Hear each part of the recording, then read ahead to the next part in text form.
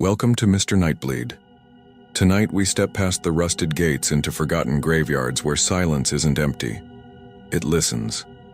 These are 6 true horror stories from cemeteries, perfect for bedtime fear. Shadows that move without bodies, voices that whisper names they shouldn't know, and footsteps that follow when no one is there. This is a brand new channel, and my goal is 1,000 subscribers this month. But here's the strange part. Almost 90% of people who watch never subscribe. They just disappear into the dark. Don't be one of them. Hit that button now, because in this place, once you leave, you might not come back. Kill the lights, mute the world, let's begin. I didn't believe in anything paranormal until last spring. That's not me trying to sound tough. I'm an office guy for the county, spreadsheets and invoices. The kind of person who keeps receipts in a labeled envelope and sets calendar reminders to water a plant. I don't drink much, I don't do anything wild, and until May I would have bet real money that everything scary could be explained by a draft, a bad light bulb, or someone messing with you. I'm putting this here because I need to write it down exactly once and then be done. If you think I made it up, fine. If you recognize the place, don't go there after dark. I live outside Lockhart, Texas. Between Lockhart and Luling, there's a 2-lane stretch that curves through pasture land and pecan bottoms, the kind of road you learn by feel. On that road, a little past a cattle guard and a low-water crossing that always floods in September, there's a small historic cemetery set back from the asphalt. Live oaks bend over it like they're trying to keep it secret. The fence is old iron, rusted brown, with a gate that latches by dropping a loop of chain over a hook. During the day, it looks like a postcard. At night, it looks like a mistake. On May 12th, a Friday, I was driving home from my sister Hannah's place after helping her build a crib. She's due this fall, and I promised her I'd be uncle on call. It was a little after 10. The night was humid and loud with crickets, the sky one of those moonless bowls that swallows your headlights. As I came around that slow right-hand curve, my high beams washed over the cemetery gate and I saw a kid standing there. He couldn't have been older than 8. He wore suspenders over a white shirt, bare ankles above old-fashioned shoes. He had a round face and hair combed hard. To one side, like a school picture. He was holding on to one of the vertical bars with one hand and he lifted his other hand to wave. I don't know why, but the wave got to me. Kids don't stand alone at cemetery gates at 10 at night. I slowed. Then I braked. Then I eased onto the gravel shoulder and rolled my window down. "Hey, buddy," I called, because what else do you say? "You okay?" He looked at me like he was waiting for someone else to speak. His hand was still up. I remember thinking his shirt should have been glowing white in the headlights, but it wasn't. It looked gray, like something seen underwater. "You lost?" I said. "Do you need me to call someone?" No answer. He didn't run. He didn't act scared. I put the truck in park, grabbed my phone, and stepped out into the thick dark. I could smell cedar and warm metal. Gravel crunched under my boots.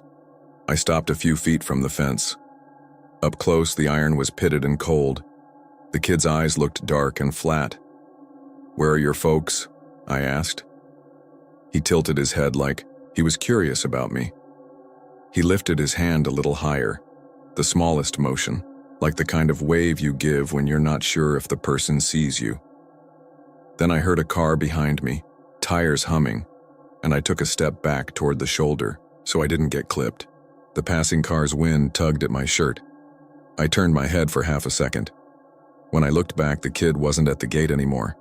He was 50 feet inside, standing by a grave near a low stone border, facing me across the headstones. Same posture, same small wave. I froze. There was no sound of running, no swish of grass, just crickets sawing at the dark. I put my hand on the gate and felt the chill of the iron through the humidity. I thought about going in. I won't pretend I did. I stood there with my heart beating hard in my throat, and then I pulled the chain off the hook, pushed the gate, a foot open, and stepped over the threshold. "Hey," I said, and my voice came out too loud. "Come on, man, it's late. Where's your mom or dad?" The kid lifted his chin a fraction like he'd heard me. He was near a grave with a lamb carved into the top. I could just make out the dates, Born 1904, died 1912. There were glass pebbles someone had left, blue and green, glinting like eyes. I took 2 steps and my phone buzzed in my hand. It was my sister texting a photo of the crib. We did it. I looked down. When I looked up, the kid was gone again. I backed out. I didn't turn my back because I suddenly hated the idea of turning my back. I reached with my left hand, pulled the gate closed, and looped the chain. I got in my truck and I told myself it was some neighbor kid who liked to mess with drivers. I told myself that, but I didn't believe it because no one moves. That quiet and that fast on uneven ground in the dark. I drove away at the speed limit, hands tight on the wheel. At the next crossroad, I stopped at the sign. In the rearview mirror, the cemetery fell into the center of the glass, the gate small and rectangular, my taillights staining the road. The kid's face pressed into view between the bars, pale and round, cheeks flattened, lips scraped sideways against iron like he was smiling too wide. I flinched so hard I hit my horn. A flock of something lifted out of the oaks. I almost threw the truck into reverse, but logic had one last foothold in my brain. No way. No way could he be there and here and then there again. I took a breath and stared straight out at the intersection, sign with its shot-up letters. I turned left and went home. I went inside with every light on and I locked my back door twice. I told exactly one person the next morning. My friend Rigo helps out at the parts store in town and he lives for anything weird. We've known each other since high school basketball. He's the person who'll show up with a flashlight and 2 Dr. Peppers and a grin when you say you might have seen a ghost. He said what I knew he would say. We're going back. We went back at noon because I told him if we were doing it in daylight, and I meant it. The cemetery looked normal again. Hot air shimmered over the short grass. CR. Live oaks clicked with cicadas. Cows crowded into the little scrap of shade by a stock tank across the fence line. Rigo swung the gate open and let it clank against the stop. You sure this is the one? He said, positive. I pointed toward the Lamb gravestone. We walked that way, careful not to tread on the plots. I tried to find the exact place the boy had stood. It was harder without the drama of the lights. Every stone looked like a stone. Some were tilted like bad teeth. Some had shells or coins or marbles pressed into the cement. Rigo read names out loud with the solemnity of a tour guide. Pruitts, Boones, Garcias, a little girl with a photo set under glass, her hair in a bow. Then, we reached the Lamb marker. It had the same greened-over scrollwork I remembered. The inscription was simple. Calvin Boone, November 5th, 1904, August 30th, 1912. Beloved son. To one side, a mason jar half filled with cloudy water held a single artificial daisy. On the other side, someone had left a smooth blue marble with a swirl in it. Rigo balanced the marble on his fingertip and let it fall back. 8 years old, he said. That's rough. We heard a car pull up and turned to see an old white pickup ease onto the shoulder. A woman in her 60s got out, wearing a ball cap and work gloves tucked through her back belt loop. She lifted a hand. Y'all all right? She called. We're good, I said. Sorry if we look like we're prowling. I drove by last night and thought I saw a kid. I wanted to make sure everything was okay. She nodded like that was a normal reason to be in a cemetery on a Saturday. I'm the one who volunteers out here, she said, walking closer. Name's Mrs. Pena. Sometimes teenagers jump the fence at night and drink beer. Sometimes folks leave trash. You didn't see any, did you? No, ma'am, I said. What about kids? Her face changed just a little, some private thought crossing it like a cloud shadow. Sometimes families come out to visit, she said. She glanced toward the Lamb stone. People leave marbles for the little ones. Back then the fever took them quick. What fever? Rigo asked. Summer fever, typhoid, scarlet, diphtheria. Depends who told it. She bent and plucked a weed with 3 neat motions. I try to keep it tidy. If you ever see a kid back here alone after dark, call the sheriff. Don't go in yourself. I almost told her about last night, about the boy and the wave and the face at the gate in my rear view, but I didn't. I nodded and said yes, ma'am, and helped her carry a broken solar light to her truck. When we left, she locked the gate with the chain and gave it a little tug like she was telling it to behave. Rigo looked disappointed and promised we'd swing by after he got off work, just to check. I told myself I wouldn't, and then, at 9:45, I was driving the same stretch again. Don't ask me why. Curiosity feels like a polite word for the thing that pulls you back to something that scared you. I kept the radio low and my window cracked, like that would make any difference. When my headlights found the gate, I felt my chest hollow out. The kid was there again, one hand on the bar, one hand lifted in that cautious little wave. This time I didn't get out. I pulled to the shoulder and called Rigo, who said he was already on the road.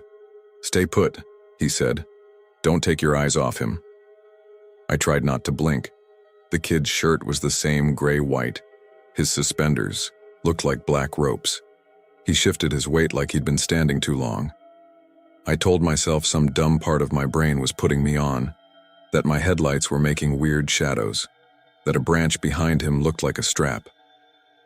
My eyes started to water. I blinked hard and he was gone. I panicked and honked like an idiot, and then I realized he wasn't gone. He was inside again by the same lamb grave, the same small wave, steady as a lighthouse. I sat there with my pulse tapping in my teeth until I saw Rigo's Tacoma turn the curve and nose onto the shoulder behind me. He climbed out with a flashlight, jogged up, and immediately started behaving like the person he is. "Hey, little man," he called, bright and friendly. "You okay in there?" The kid didn't answer. The night felt full and empty at the same time. Rigo pulled the chain off the hook and swung the gate wide. He took 2 steps in. I grabbed his arm. "Don't," I said. "Look at him. He's not walking. He's just there and then there, like a flip book." Rigo licked his lips. "Or he's fast and we're spooked," he said. But the joke died in his throat. He clicked his flashlight on. The beam cut across the stones and made long black shadows. For a second I thought the beam would point at nothing.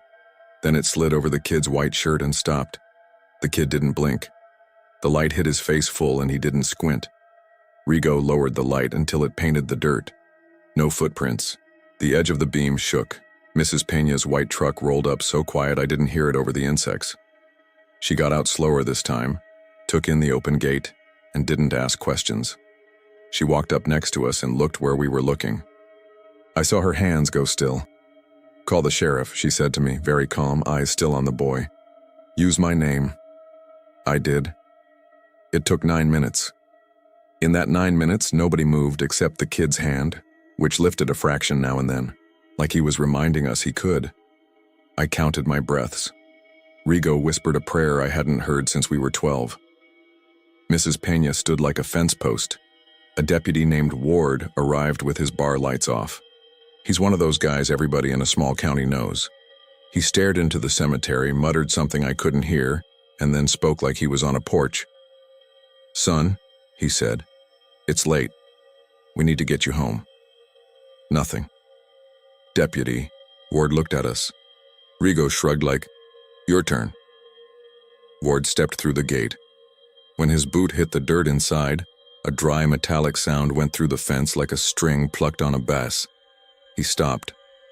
The kid tipped his head back a hair, like he was measuring the deputy's height. "I'm not here to hurt you," Ward said low. "Just tell me where you live." I don't know how to describe what happened next without sounding dramatic. The kid didn't run. He didn't even step. He was just suddenly closer, 20 feet instead of 50, like the night took a breath and exhaled him forward. Ward froze. He raised his flashlight and never turned it on. Slowly, very slowly, he took a backward step, and the plucked wire note came again, humming through the iron. "When I say back out," Ward said without moving his lips much, "I mean right now." We obeyed. We all moved at the same slow pace. Ward used, keeping the kid in our sight line. We eased through the gate. Ward kept his shoulders square to the boy and looped the chain over the hook without looking. The moment the chain settled, the kid was back at the lamb grave, same exact angle of hand, like a video on a loop. We stood there through a long minute where the only sounds were bugs and our breathing. Then Ward did what I guess law enforcement does when something touches the edge of the map. He kept it practical. "You're Mr. Peña's volunteer," he said to the woman, not taking his eyes off the cemetery. You see this before? She swallowed. I've seen something. She said, not this close. She glanced at me. He waved at you last night. Yeah, I said. My mouth was dry. He was at the gate, then he was inside, then when I drove away he was back at the gate in my mirror. Ward's jaw tightened. Okay, he said. Everybody go home. Lock up, don't stop on the shoulder out here. Not until I figure out who to call that won't get me laughed out of a job. He paused. And if you dream about that boy, don't answer him. I don't remember driving home. I remember my hands on the wheel, the sense that something was pacing the truck even when there was nothing on the road but me. I parked under the carport and stood there listening for any sound that wasn't mine. My phone buzzed with a text from Rigo. You good? I wrote back, not even close. That night I dreamed a simple dream. I stood at a gate that wasn't a cemetery. Gate but looked like one, made of iron and something older. A boy's hand came up on the other side and waved. In the dream, I knew with total certainty that if I waved back I would be counted, and once you are counted, you can't be uncounted. I woke up with my hand half lifted in the dark and my heart going too fast. Things didn't calm down. They got specific. On Sunday, I found 3 small fingerprints in the dust on my back glass, too far apart and too even to be mine. The prints were low, like the height of a child's face. I washed them off and told myself I'd leaned on the bed rail and touched the glass without noticing. On Monday night, Hannah called me crying because her baby monitor clicked on by itself and the camera showed nothing but black for 20 seconds and then a single gray circle, like the lens was trying to focus on the marble we'd seen at the grave. I went over and took the monitor apart and then put it back together and felt useless. On Tuesday at work, the county map copier spit out a blank sheet with one thing printed in the center, a tiny lamb silhouette like a clip art sticker. My boss laughed, called it a glitch, and tossed it. I picked it out of the trash and folded it and put it in my wallet without knowing why. Rigo wanted to go back. He said we should bring a toy, something old-fashioned. He said maybe it was just a thing that wanted attention, the way a story wants a listener. I said no. I said it like a reflex. Then I said yes on Wednesday because I was sleeping with the light on, and I had the uneasy feeling you get when someone keeps knocking and you don't answer, and you start to wonder if the knocking will stop, if you just open the door once. We went just before sunset. The world was a different place at that hour. The oaks were black lace against a purple sky. Fireflies blinked over the ditch. The gate stood with the chain looped, as innocent as a gate can look. We carried 2 things. My nephew's wooden spinning top, the kind you wind with a string, and a bag of marbles I found in a jar in my shed from when I was a kid. We were stupid enough to tell ourselves we were being respectful. I set the top on the ground just inside the fence and put the bag of marbles next to it. We're leaving these, I said out loud. That's all. We waited. Nothing happened. A truck passed and the wind tugged at the oak leaves. The air smelled like damp dirt. I was starting to think about dinner when Rigo tapped my arm. The top was spinning. No sound of a string being pulled, it just spun, a little wobble at first and then true, the way a top does when a 10-year-old gets it right. It spun and spun until it wound down on its own and fell over on the exact letter V in the name Calvin. I think we're done, I said, very clear. We backed out together. We shut the gate. I looped the chain. We stood there for a second, looking, like idiots, and then we both heard it. The bag of marbles shifting. That soft clack of glass on glass. Then one marble rolled out of the bag, across the dirt, bumped the toe of my boot and stopped dead. I didn't sleep that night. The marble sat on my kitchen counter like a tiny planet. I kept catching myself glancing at it, like it would move if I looked away. At 2 a.m, I put it in a drawer. At 4, I took it out and set it back on the counter because the idea of it being hidden felt worse. The next morning, Deputy Ward came by my office and asked to talk in the hallway. He looked like a man who'd been kept up by a problem that had no box to fit in. He told me he'd called an old pastor who used to bless accident sites and a woman from Fentress who people ask for help when they think their house is wrong. He said they would meet him at the cemetery on Friday when the sun was good and high. He asked if I wanted to be there. I said no and yes in the same breath, and the yes won. Friday at noon, the pasture was bright and honest and hot enough to feel like a pressure. The pastor was thin and sun-spotted and wore a collar. The woman from Fentress was short and steady and carried a grocery sack with a jar of salt and a bottle of water and some wild sage. Mrs. Pena was there with her cap pulled low.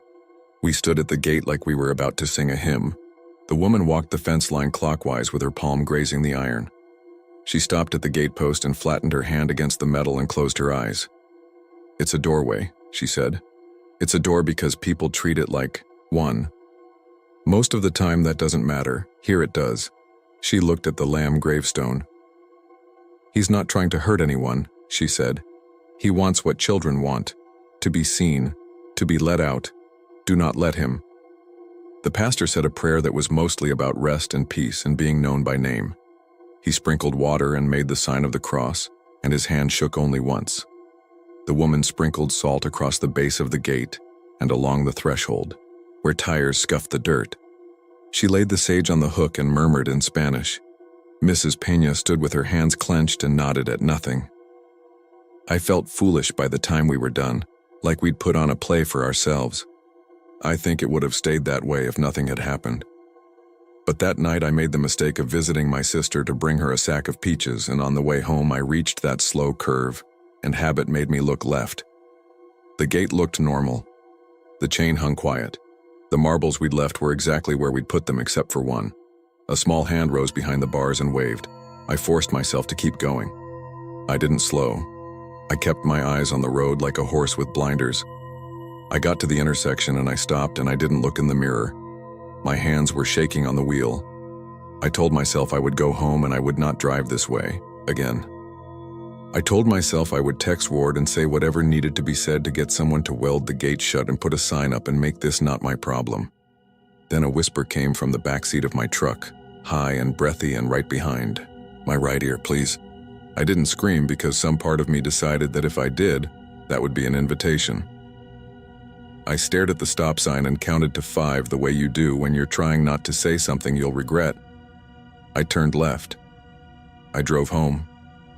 I parked. I opened my back door and there was no one, nothing, just the faint smell of creek water and iron like wet pennies. I should have thrown the marble away. I didn't. I put it in the cup holder by the emergency brake and I left it there like a promise I had no business making. The last part is short because it doesn't need writing up. It's a picture and I can't post it here because I don't want it online. I don't want it on a cloud or on a drive or on anything. Saturday night around 9, I went out to the carport to smoke a single stress cigarette, which is a habit I crawl back to when my brain is loud. The air was still. The neighborhood was quiet. My neighbor's porch light clicked off. I leaned on the bed rail and looked across my yard to the chain link gate that opens to the alley. It was closed, the padlock looped through the latch. The alley was empty from one end to the other. A boy stood on the other side of my gate with his hand on the wire, wearing suspenders over a gray-white shirt, his hair combed hard to one side like a school picture. He lifted his free hand and waved. I didn't move. I didn't breathe. I think my heart forgot what to do, and then remembered, painfully. I took one step backward, slow. The boy tilted his head like I'd done something interesting. He pressed his face to the chain link. The little diamond pattern left marks on his cheeks. He smiled wide enough that his lips looked wrong. Then he lifted his chin, just enough for the porch light to catch his eyes, and for the first time since that night by the cemetery, I saw that they were not black or empty. They were blue. Bright blue. Kid blue. Alive blue. He looked like a photograph of a person who had once been somebody's whole world. "Please," he said again. More like a question than a word. I shook my head. I said no out loud because Deputy Ward had told me the rules, and the woman from Fentress had told us what a door was for, and because my sister was asleep in a house not far from here with a crib against a wall and I wasn't going to learn the hard way what counted as an invitation. I took another step back. The boy's smile didn't change. He dropped his hand. He turned without any sound at all and walked down the alley. He got smaller in a straight line. He did not look back. He faded into the dark like he understood streets better than fields now. I waited a long time. I don't know for what. Then I went inside. I locked the door. I put the marble in the kitchen drawer again, and I left it there. I put the picture I had taken on the counter. I looked at it. The porch light washed everything in that cheap gold you get from a 50-watt bulb. The chain-link diamonds were crisp. The boy's shirt was the peculiar gray that isn't shadow or light. His face was flattened a little where it pressed the wire. His eyes were blue. The marks on his cheeks looked like a net. I tore the picture once, and then again, until it was confetti, and I flushed it and watched the pieces disappear into ordinary plumbing and told myself that meant something. It didn't. I still see it when I close my eyes. I still see the gate and the hand and the wave. I moved my route so I don't pass the cemetery anymore. I don't stop at that intersection. I don't look in my mirrors at night for longer than it takes to be safe. 2 weeks ago on a Monday morning around 7, I drove through town to pick up coffee at the place by the courthouse. Kids were waiting with backpacks by a bus stop, kicking at gravel, checking their phones. A little boy in suspenders stood by the bench, one hand on the metal armrest, one hand raised in a polite little wave. No one looked at him. No one moved aside. The bus pulled up, its doors side open. For a second he smiled like he had been at the gate, big and wrong and somehow grateful. Then I blinked and he wasn't there. The bus drove off with a hollow sound and the smell of diesel. I don't have a lesson. I have a request. If you drive that stretch between Lockhart and Luling at night, and you see a boy at a cemetery gate lifting his hand like he's not sure if you can see him, do not stop and do not wave back. Keep your eyes on the road. Keep going. If you dream about him, keep your hands down at your sides even if it feels rude. It's not about being brave. It's about not being counted. And if he shows up at your own gate one night, face pressed to the wire, asking please like a human being, I'm sorry to say I can't tell you what to do. All I can tell you is what I did. I said no. I went inside.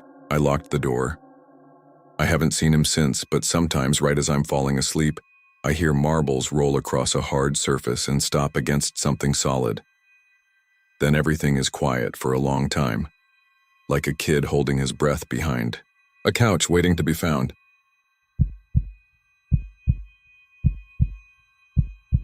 I'm not from East Texas. I grew up around Dallas and moved to Houston for work, so the pine woods and two-lane farm roads still feel like another state to me. Last October, my girlfriend Layla and I drove out to visit my cousin Mason and his fiancée, Erin. They live outside a little town that's mostly feed stores, a single-screen theater, and a white church with a cemetery tucked behind it like a pocket. If you take FM roads long enough out there, the sky stops having edges and the trees close in. Cell service fades to one bar, and then no service at all. Every streetlight looks lonely. Mason had been on me for months to visit. Bring Layla. We'll grill. We'll run trot lines on the creek. It's quiet. You need quiet. He said it in that way people do when they mean you've been carrying too much and don't want to say it out loud. I took a Friday off. We left Houston late. Pine trees started crowding the road around Livingston. Fog lay low in the bottoms, like the fields were smoking. We got there near midnight. Mason's place is a rental on a few acres, a double-wide set, up on cinder blocks with a tin awning. He had the porch light on and the grill already cooled but still warm. Fireflies flashed in the tree line like slow camera shutters. Erin was sitting on the steps in a hoodie with a Mason jar of tea. There was a dog that wasn't theirs sleeping under Mason's truck. You know how it is out there. Every stray belongs to everyone. We ate late. Burgers wrapped in foil, a bowl of potato salad, store cake. The air smelled like wet dirt and mesquite. At some point I said I liked how still it was compared to the city. Mason laughed. Wait until the owls start yelling. Or the foxes. Or the idiot kids with trucks who like to do donuts in the cemetery. I asked which cemetery. Erin pointed with her chin down the road. Little Baptist one. Old. Stones sunk down. If it floods, you can't see it from the road because the fog sits right on it. Tell him, Mason said. Erin rolled her eyes. It's one of those dumb stories, okay? I didn't make it up. Don't act like I believe it. She still told it. The short version was this. On foggy nights, people see a yellow lantern weaving between the headstones. It sways slow, like someone walking with a limp or careful old steps. Sometimes the light comes right up to the fence and stops. Sometimes it turns and doesn't come back. Once, a couple parked to watch, and when they finally turned their headlights on, there were wet boot prints on the pavement coming straight from the graves to the road. Layla raised a brow at me. I laughed because that's what you do with friend of a friend. Ghost stories. I asked the obvious questions, kids with a lamp, reflections, will-o'-the-wisp. Erin shrugged. Then go watch, she said. People do. You sit on the shoulder and you wait, and sometimes you get nothing. But if you see it, you'll know why we don't joke about it. We played cards and drank 1 beer each and fell, asleep with the porch light still on because the bulb was cheap and gnats were committing suicide in the glare. Around sunrise, I woke to a sound like a glass bottle tapped with a fingernail. 1 ping, silence, another ping. I thought it was the grill contracting in the cool air. I went back to sleep and dreamed I was stuck in a stairwell and someone above me kept striking a match they couldn't quite get to light. The next morning, we did normal things. Coffee that tasted like cedar because Mason buys the cheap brand. Eggs and tortillas. We drove into town for propane and to pick up a new aluminum boat paddle because Mason had cracked one. Everyone was good-natured to us in that East Texas way, where they'll talk to you forever but will not tell you one thing about themselves unless you ask exactly the right question. At lunch, we took the truck to a gas station that was also a burger shack that was also a bait shop. The lady at the counter called Layla Han and told me to check the thermostat on my truck because it sounds high. I told her we were thinking of going frog gigging on the creek later. She said the frogs were loud last week. Then she looked at Erin and said, "You keep those kids out of the churchyard tonight. Fog's coming in." She said it flat like she was telling us about the price of diesel. Erin didn't laugh at that. She didn't say anything. You can tell when a place wears its stories like weather. I decided to let it roll off me. I wanted a weekend that wasn't work and terrible news, and my phone waking me with Slack alerts. We took the aluminum boat down to a quiet bend in a creek that was more like a slow brown vein, and sat there drifted against a log and watched dragonflies do their helicopter stuff. We didn't catch anything, but we weren't trying that hard. The air hummed. When we pulled the boat up to the mud bank, I stepped out and sank to my ankles. My left shoe came up with a sound like a kiss. A ring of clear water flooded in around the hole I left. When I rinsed off, I could smell something sharp and old like kerosene mixed with the mud. I figured somebody dumped something upstream. Late afternoon, a neighbor stopped by, old guy named Avery. He walked up from the road holding his hat in his hands for no reason other than he was raised that way. He looked like every old-timer you've ever seen in a hardware store calendar. Thin as a fence post. Deep creases burned into his face like wood grain. He came by for Mason's busted string trimmer, which Mason had promised to fix and never did. He saw the boat and told us to watch for snakes. Then he glanced toward the stand of pines in the direction of the church. "It's a fog night," he said. "Keep your high beams off round the cemetery. You'll see less than you aim to." Mason grinned and told him I was city folk and needed a good scare. Old Avery pinned me with a look that went through me. "You know what a lantern smells like?" "Kerosene," I said. "Kerosene and a little old rag. Rust on your tongue from the guard wire when you bite it to free your hand. Long time ago we had night watch. Men walked the grounds with lamps. Churchyard, sawmill, the spur line. You walk long enough and the light feels heavier than your arm." He set his hat back on his head. "Don't go pestering the dark to prove you're brave. It knows you're not." Then he laughed to show he wasn't scolding us and took the broken trimmer and went home. It should have been enough to keep us away. It probably would have if the night hadn't come in like a slow tide and the fog hadn't rolled up from the creek bottoms in sheets. Our plan had been to build a fire and sit by it until late, but everything was too damp. The air felt soft when you moved, like waiting. "Around 9, Layla said. If we're going to be dumb, we might as well do it early." It was one of those cowardly brave statements you make so you don't look like you're afraid in front of your cousins. We took Mason's truck because it was taller and had better tires. Erin rode front with Layla. I rode in back with the cooler out of some weird, stubborn feeling that sitting high would make me less likely to spook. The road is the kind where every mailbox is hand-painted and every drive is half a mile long. We passed the white church and kept going 50 yards to where the shoulder widened against a ditch. The cemetery sits behind the church and to the right, down a narrow lane with a wire gate that's always open. In daylight, it looks like a place for quiet. A big live oak shades the oldest stones. Field stones mark unnamed graves. You can tell the newer ones by the granite shine. They're not fancy out there. The nicest headstone I saw had a bass fish carved on it and the words "Gone Fishin'" because of course it did. Tonight the fog was a pale river across the ground. It moved slow, like breath. The temperature had slid down 15 degrees in an hour. When Layla cut the engine, the quiet was complete in a way I don't get in the city even with my windows shut and a fan running. I could hear the wet tick of the cooling engine and the pop of a twig somewhere in the stand of pines. Something shuffled under the brush and stopped. We sat. Nobody said much. If you've ever sat and waited for something you half expect to be a joke and half expect to be real, you know the feeling. Your patience is a thin skin around your nerves. It tears easy. 20 minutes passed. Maybe more. Layla checked her phone and then put it face down. Erin leaned her head on the glass and fog breathed against the windows in long tidal sighs. I started to feel a little stupid and a little sleepy. Then Layla said, very soft, "Do you see that?" There was a smear of yellow in the trees behind the church.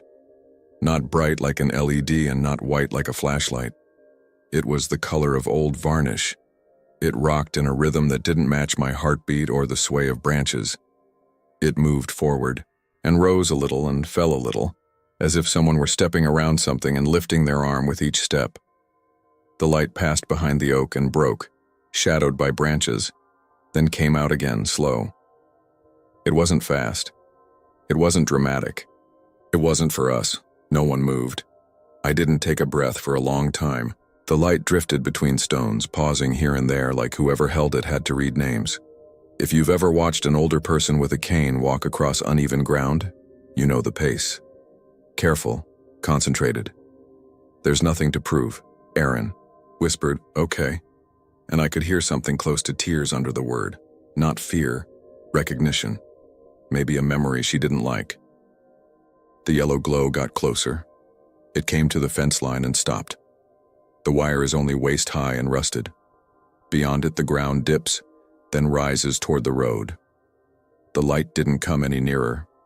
It just burned there behind the wire, moving, a little as if a hand trembled under it. We could see a halo on the fog. We could not see a person. Layla reached for the key and then stopped. "Should I turn the headlights on?" she whispered. Erin said no. Mason said yes. I said I don't. No. We were all watching a thing we didn't understand and trying to choose a setting on a dial that did not exist. The light went out. Not a fade, not a sputter. One moment yellow, the next moment dark. The fog ate everything in the seconds after like a crowd closing. Sound returned. An owl called once. I could hear the high ring in my own ears from holding my breath. Layla said, normal voice now, "Okay, that's enough," and turned the key. The starter clicked like a metronome. The engine did not catch. She tried again, and again. Mason said, "Don't flood it," in that controlled voice you use when you are talking through a problem but are close to scared. Erin pressed her palms into her knees. I could hear her inhale through her nose and let it out slow. I slid down in the seat and then sat up again because pressing myself small made me feel like prey. The fourth try caught but weak. The lights came on. The beams threw a white L across the road and the ditch and the edge of the church drive. In that wide, damp cone of light I saw them. Boot prints, fresh, dark, not far out. 10, 12 feet from the front of the truck, right on the asphalt. The shape was exact. Heel, sole, toe. Water shone on each depression like the print had just been stamped down. And there weren't two sets marching in from some angle. There was a single file of them walking straight out from the cemetery lane, across the shallow dip, up the little rise, right toward us. They stopped where the road bent. They did not come from anywhere we had seen a person. Mason went very still. If I had spoken first, I would have tried to make a joke. He didn't. He said, just a hair too fast. Put it in drive. Layla put it in drive. The engine died. All the lights went off at once, inside and out. A pop in my chest. The dark was a presence again, not an absence. Something tapped the passenger side window glass once. Not hard. Firm enough to be more than a leaf or bug. Like someone with a ring on their finger tried to get Layla's attention without scaring her. Erin sucked in a breath and clamped both hands over her mouth. I smelled it then. Not the wet leaves and sour pine I'd been smelling all evening. Kerosene. A wick that's been snuffed and restarted too many times. The smell comes with a memory you don't own. Close heat on your hand, grit under your nails. A reservoir of fuel that sloshes when you tilt the lamp and leaves a taste in the back of your throat. I don't know what made me do it. I reached over Layla's shoulder and pulled the little lever to pop the hood, as if I were about to fix something in pitch night on the shoulder of a road where, a second earlier, a light had died and boot prints had appeared. As if that was a thing a grown man could do and change the story. When I cracked the door open, cold fog poured in. The smell of kerosene was stronger outside the cab. The hair on my arms rose. I stepped down onto the road, and the first boot print I looked at still held a mirror of water that trembled when my step sent a ripple through the thin layer of fog along the asphalt. It felt indecent to be so close to something that had just happened but was not happening now in a way I could see. Close the door, Layla said. Calm, controlled. I'm just going to drop the hood, check the cable, I said. I don't know why I said it or who I was performing that sentence for. I lifted the hood and let it fall. It made the right heavy bounce and latch sound. In that moment of darkness under the hood, I saw 2 more prints appear an arm's length from my boot.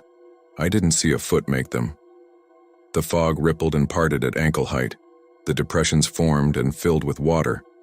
They were turned a little, angled, like whoever was walking was stepping aside to go around me. My mouth went dry. I turned my head to the right slowly. Through the passenger window, Layla's face was a shape lit by the dome light. Behind it, outside the glass, I saw a curve of nothing where I expected night to be. The kind of curve you get when light bends, around something you can't quite resolve. Half a step from the door, tall as a man. The sense of a shoulder, the certainty of ground meeting weight. The tapping came again, directly in front of my face now on the open hood. It rattled through the metal into my hands. Not a knock. The sound of something metal against metal, like a small hook kissing the lip of the hood and then dragging an inch.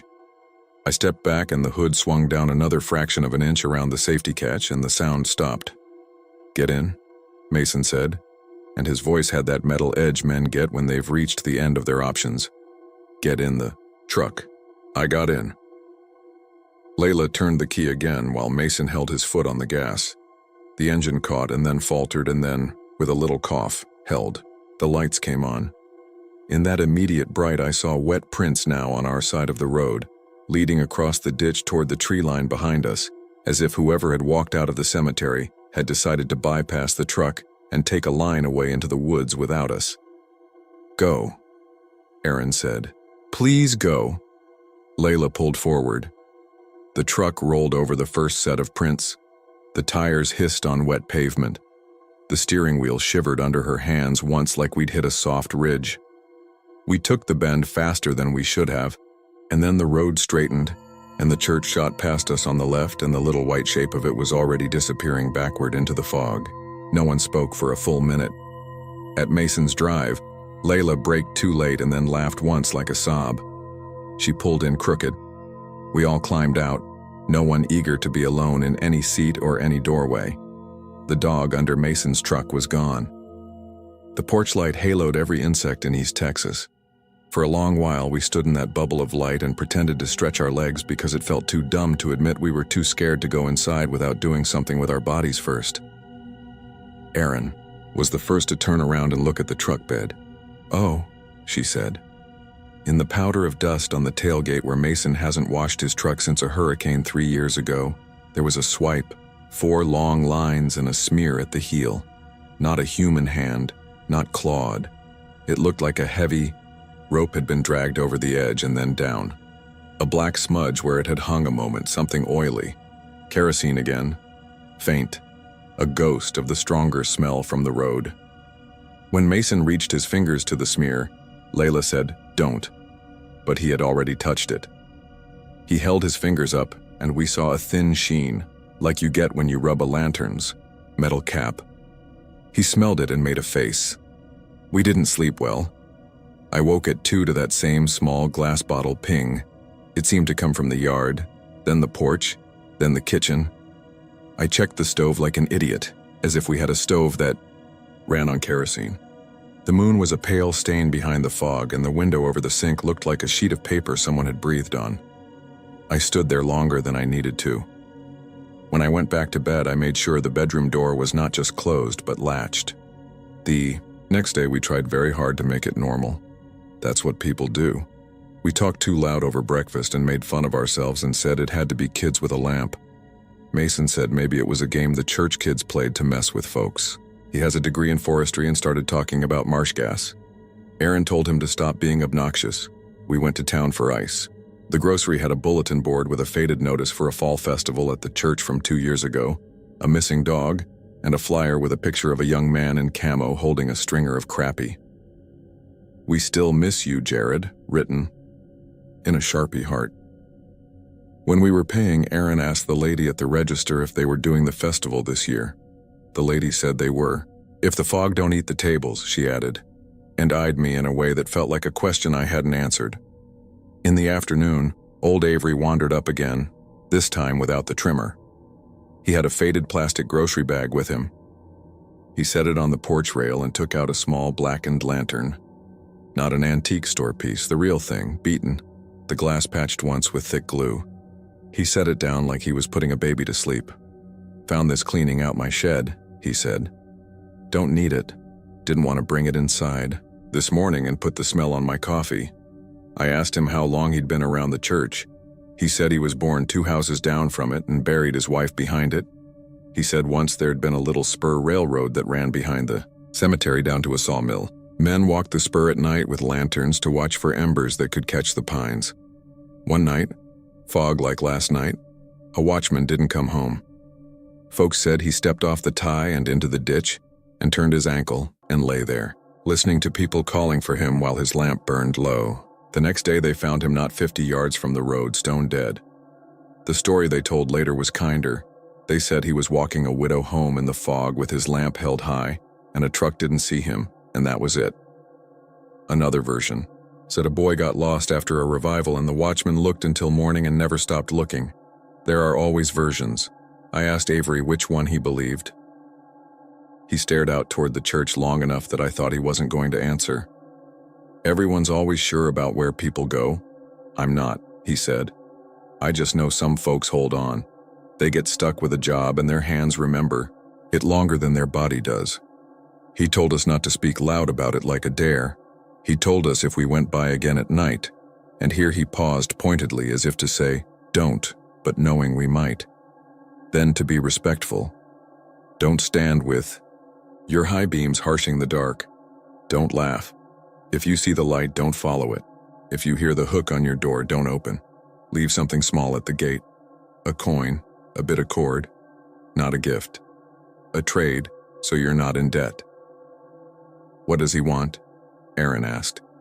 Avery shrugged. "Same as us. Home." We nodded like that cleared something up. It did and it didn't. We weren't planning on a second night. We weren't planning on anything that might make the story bigger. By late afternoon, it was clear the fog wasn't leaving, and a low-pressure band was settling in the way East Texas likes to trap weather and forget about it for days. Layla said she had a headache. We watched a movie with the volume low and our phones in airplane mode because there's a special piece to choosing your own isolation. At 10, we heard a truck slow outside. Not Mason's. He was on the couch half asleep with a dog that had decided to belong to him for the day. I went to the porch and saw a sheriff's SUV idling at the end of the drive with the window down. The deputy inside took a sip from a foam cup and gave me a little upnod. He was young, face still soft under the brim of his hat. "Y'all visiting," he said. Not a question. "Yes, sir." "You got told about the church?" "Yes, sir." "You seen it?" "Yes, sir." He stared toward the pines for a long second like he was waiting for something to confirm itself. "I don't like folks posting videos," he said. "I don't like what it does. People come out here and act like fools, and then I have to drive them home, or I have to knock on their window and be the person who ends their fun. You know how kids are with YouTube now. I'd appreciate it if you didn't go back tonight." "We weren't planning to," I said, and for once it was the truth. He nodded. "If you do, don't park on the road, park in the church lot. Leave something at the gate. Don't look if it looks back." He grimaced at his own words. "I know how that sounds. I'm not telling you a ghost story. I'm telling you what I've seen keeps things quiet, you understand?" "I understand," I said. And I did, in the way you understand a rule in a house that is not your own. He tipped his cup and rolled on.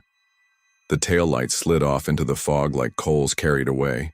We held it together until midnight. You can't. Try not to think about a thing without thinking about it every second, that's a rule. Aaron was the one who finally stood and said, "Let's get it over with. We'll do it right. We'll do what Avery said. Then maybe I can sleep." Mason didn't argue. Layla didn't speak. We took the truck again, and this time we pulled into the church lot like the deputy said. The gravel crunched under the tires, loud in the still. The white siding looked bluish in the fog. The cemetery fence was 40 yards back from the lot. We could see the small gate where the two wires meet and sag. Layla pulled 2 quarters from her jeans and held them out. "Offerings?" she said with half a smile that didn't reach her eyes. "Trade," I said, "not offering." I don't know why that felt important, but it did. We stood at the gate like kids at a threshold, not wanting to cross for any reason we could name. The fog was less like a blanket here and more like strands. I could see the shape of the old oak, the older stones clustered under it, the newer granite markers gleaming low and dull. For a long time, nothing happened.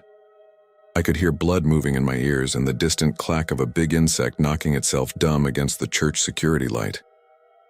Erin cleared her throat and said, quiet but steady, "We're not here to bother you. We're sorry for last night. We're leaving a trade, that's all." She reached out and hung a bit of twine she'd pulled from a feed sack on the top wire. Layla set her 2 quarters on a flat stone right by the gatepost. I took the little blackened lantern Avery had left and set it on the ground inside the fence, glass turned toward the graves. I didn't light it. I didn't think I should. I'd like to say leaving the things made us feel foolish and then relieved. That is not how it went. The fog shifted forward all at once like someone had sighed. A pale yellow came on deep under the oak. It did not flicker. It didn't dance. It was the steady burn you get when a wick finally catches all the way around. It moved once and then again like 2 steps, and then rose like a hand lifting. I had the sudden hard certainty that if we stayed, the light would come to the fence and stop, and that would be all night. Not hostile, not kind, just a job being done on one side and watched on the other. Layla's breath shook. She said, not above a whisper, "Thank you," and took my sleeve. We backed away, not to be dramatic, but because turning around felt wrong. When we got to the truck, I looked back once. The light was moving away from us, into the oldest part of the cemetery, where the stones were low and crooked and the ground was uneven. It paused at one of the tilted markers and hung there as if whoever held it had to read a name with his lips. We left it at that. We went home 2 days later. We told a few friends, the way you tell people who already think you're sane because you need to see your story land on a face that isn't going to make you feel like a kid. I did not post about it. I did not put it online. This is the first time I've written it in full. But that wasn't the end. You know it wasn't. The week after we got back to Houston, I went to take the garbage out late. City night, different. Smell, damp concrete and old flower beds. The alley behind our place is lit by one busted sodium light that buzzes like a wasp. I set the bags by the bins and I heard that ping again. That glass note. It didn't make sense there. It was out of place, like hearing a rooster in a grocery store. I stood very still. The buzz of the light swallowed the echo. Inside, Layla had already gone to bed. I stood in the dark kitchen a while, and then went to the sink to run water for a glass. The window over the sink shows the alley if the blind is up. It was half up. Through the slats, I saw a slow bloom of yellow in the alley at knee height, not far from the bins. It was small, the size a lantern would be if you were holding it a little low. Tired. It swayed once. Then the light from the busted sodium bulb stuttered and the yellow was replaced by a smear of orange and then nothing. The alley buzzed. I felt very stupid for a long time. I told myself it was a trick of that bulb. They do that. Everyone knows they do that. I went out the next morning to wheel the bins to the curb. On the concrete, in a small patch that had held water from last night's drizzle, there were 2 prints. Not complete, not like the road. Just the ball and the heel, heavy enough to show the tread, and that tread didn't match any shoe we own. I measured them with my hand. They were a little bigger than mine. When I touched the edge of the heel, my fingertips came away with a faint smell I knew now so well I would never be able to forget it. I told Layla. She listened and didn't tell me I was being dramatic. That scared me more than if she had laughed. We did a little ritual right there in our apartment we didn't tell anyone about. Not candles, not prayers. Just the same small trade we'd made at the gate. We set a quarter on the windowsill. We set a little length of twine next to it. We said we were sorry for shining light in eyes we couldn't see. We said we hoped he was where he needed to be.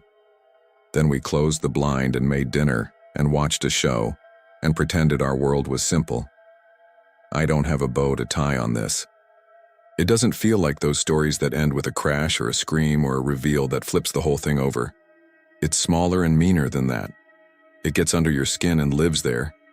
Sometimes, when fog hangs in low yards on my morning commute, I smell it for a second, the ghost of old fuel, and I turn the radio up to drown it out like that will help. When I pass cemeteries now in any town, even the ones with manicured lawns and little flags, I look at the ground, not the stones. That's where the story is.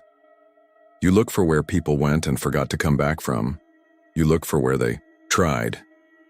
If you're ever out near a small white church with a low wire fence and you feel silly for being scared, be silly anyway.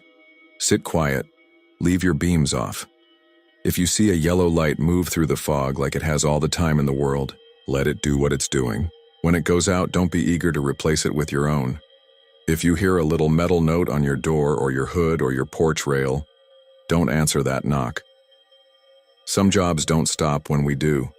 A man can walk a long time on a path he wore into the world, and sometimes on the way he will borrow your road without asking, leave a little water shaped like the bottom of a boot, and go on looking for his way home. If you do nothing else, make sure you don't stand in it.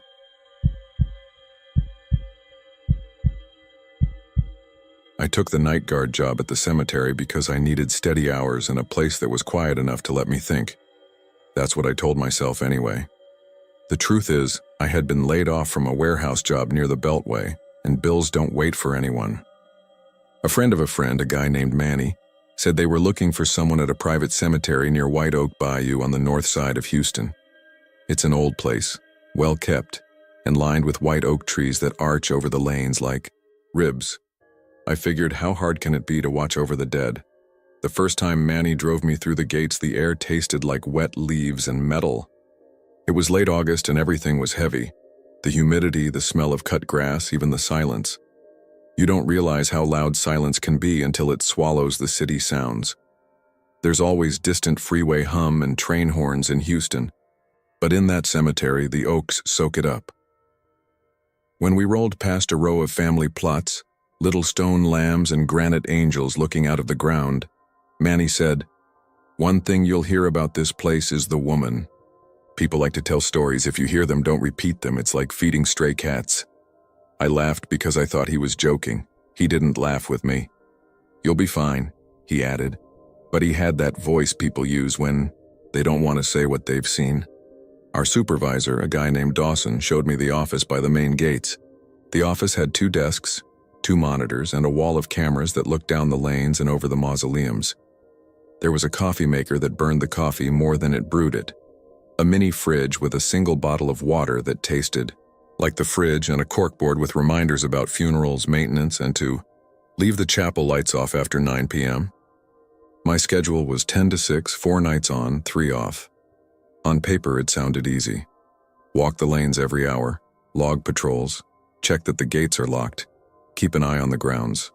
Don't let teenagers sneak in. Call it in if you see vandals. Don't confront anyone unless you have to. Keep your radio charged and your flashlight with you at all times. I started on a Thursday. Manny was with me the first 2 hours. He showed me the main loop and then the back road that bends along the bayou. He pointed out the spots where the roots buckled the pavement. He told me to watch my step on the north side because the sprinklers sometimes leak and make the dirt slick. He told me the names of some of the families who visit so often they feel like staff. Ms. Baptiste comes every Sunday and sometimes on Tuesdays, he said. She brings little windmills for the grandkids. There's a veteran, Mr. Clay, who knocks on the office window for water when it's hot. He's 80-something. If he falls asleep at his wife's stone, you let him. Don't move him unless it rains. I asked him if it ever got weird. He shrugged and kept walking. The white oak leaves rubbed together overhead, dry against dry, a sound like whispering. It's a cemetery, he said. Weird is the point. He didn't tell me the story until we were sitting back in the office and he was about to clock out. It was almost midnight. He looked at the cameras the way people look at a TV when they're not really watching it. They call her the woman in white oak, he said. She's not famous like a hotel ghost or anything. You won't find her on a t-shirt. But people talk. Grounds crew, grave diggers, night guys. Daughters who stay too late and leave crying. She's supposed to wear a white dress and glide between the stones. No sound when she moves. If you stare too long, she disappears. Then you hear someone whisper behind you, asking your name. He said it like he was reciting a rule out of a manual. I made another joke. And then she takes it and opens a credit card? Manny didn't smile. Don't give her your name, he said. If something asks for your name out here at 2 in the morning, you don't give it. I didn't think about the story the rest of that night. I made my rounds. I learned the names on the stones, not because I'm sentimental, but because it helps to orient you when everything looks the same. There's a line of brothers named Santos who all died within 5 years. There's a little kid named Edwin who has a blue dinosaur on his marker. There are rows of white marble for veterans, neat like teeth. There's a family called Hart with a low stone that looks like a bench. On that first night, a cat ran across my path and I almost swung my flashlight like a bat. On that first night, I heard acorns ping off the hood of my car and thought of hail. On that first night, the trees whispered every time the wind crawled through. Second night, I was on my own. The city felt far away. The only regular sound was the bridge on the bayou trail where bikes and joggers cross by day. You can't see it from the cemetery at night, but you can hear the occasional footsteps. Hollow wood to hollow wood if the wind is right. I did the loop every hour. I checked the chapel. The chapel is small, and the walls feel close because of all the framed photos people set on the windowsills. Everyone is smiling in those photos. There's a little book where visitors write messages. Some are prayers. Some are complaints about how long the grass is between the stones. There are always 2 candles in there, and they always burn down faster than they should. Around 2 in the morning, the cameras blinked. It wasn't a thunderstorm kind of blink. It was a hiccup. Monitors switching black, then showing an empty lane, then clicking back to live with a frame or 2 missing. I wrote it down. Cameras 367 blinked at 2:07 a.m. Dawson likes logs. When I stepped outside to start the next round, the air was colder near the office and warmer under the trees. There was a smell like flowers, sweet but sour the longer you smell it. I thought of funeral home lilies and the pink spray a woman left earlier that day on a flat stone. The night had gone quiet, too quiet, and I realized that the white oak, leaves weren't moving, no wind, stillness like the moment after a coin stopped spinning. I'm not the jumpy type. I kept walking. In section H, where the hearts are, something bright flashed in the corner of my eye. I swung my light and caught nothing, just a pale edge of a statue. On the next row, I thought I saw a long shape slide behind a cedar. I told myself it was fog even though there wasn't any, not in that kind of heat. When I got back to the office, I poured myself coffee and sat down to play back the camera blink. Before I could, the radio popped softly and I heard a faint shh, like someone trying not to speak. Then a voice, so close I thought someone had leaned in the doorway behind me. A woman, not whispering exactly but speaking low like people do in church. "What's your name?" she said. I'm not proud of how fast I stood up. My chair hit the wall. I turned around and raised my flashlight like it was anything but a flashlight. The doorway was empty. The hallway was empty. The radio sat on the desk where I'd left it. I picked it up like it might bite. I keyed it. "Kiara, you copy?" Kiara was the other night guard on the rotating schedule. She wasn't on that night. I knew that already when I said her name.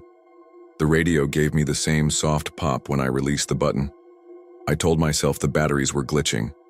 I told myself the air pressure had changed and made my ears hear a woman's voice in it. I checked the lobby camera on the monitor. The back of my own head looked unsteady with the flipping frames.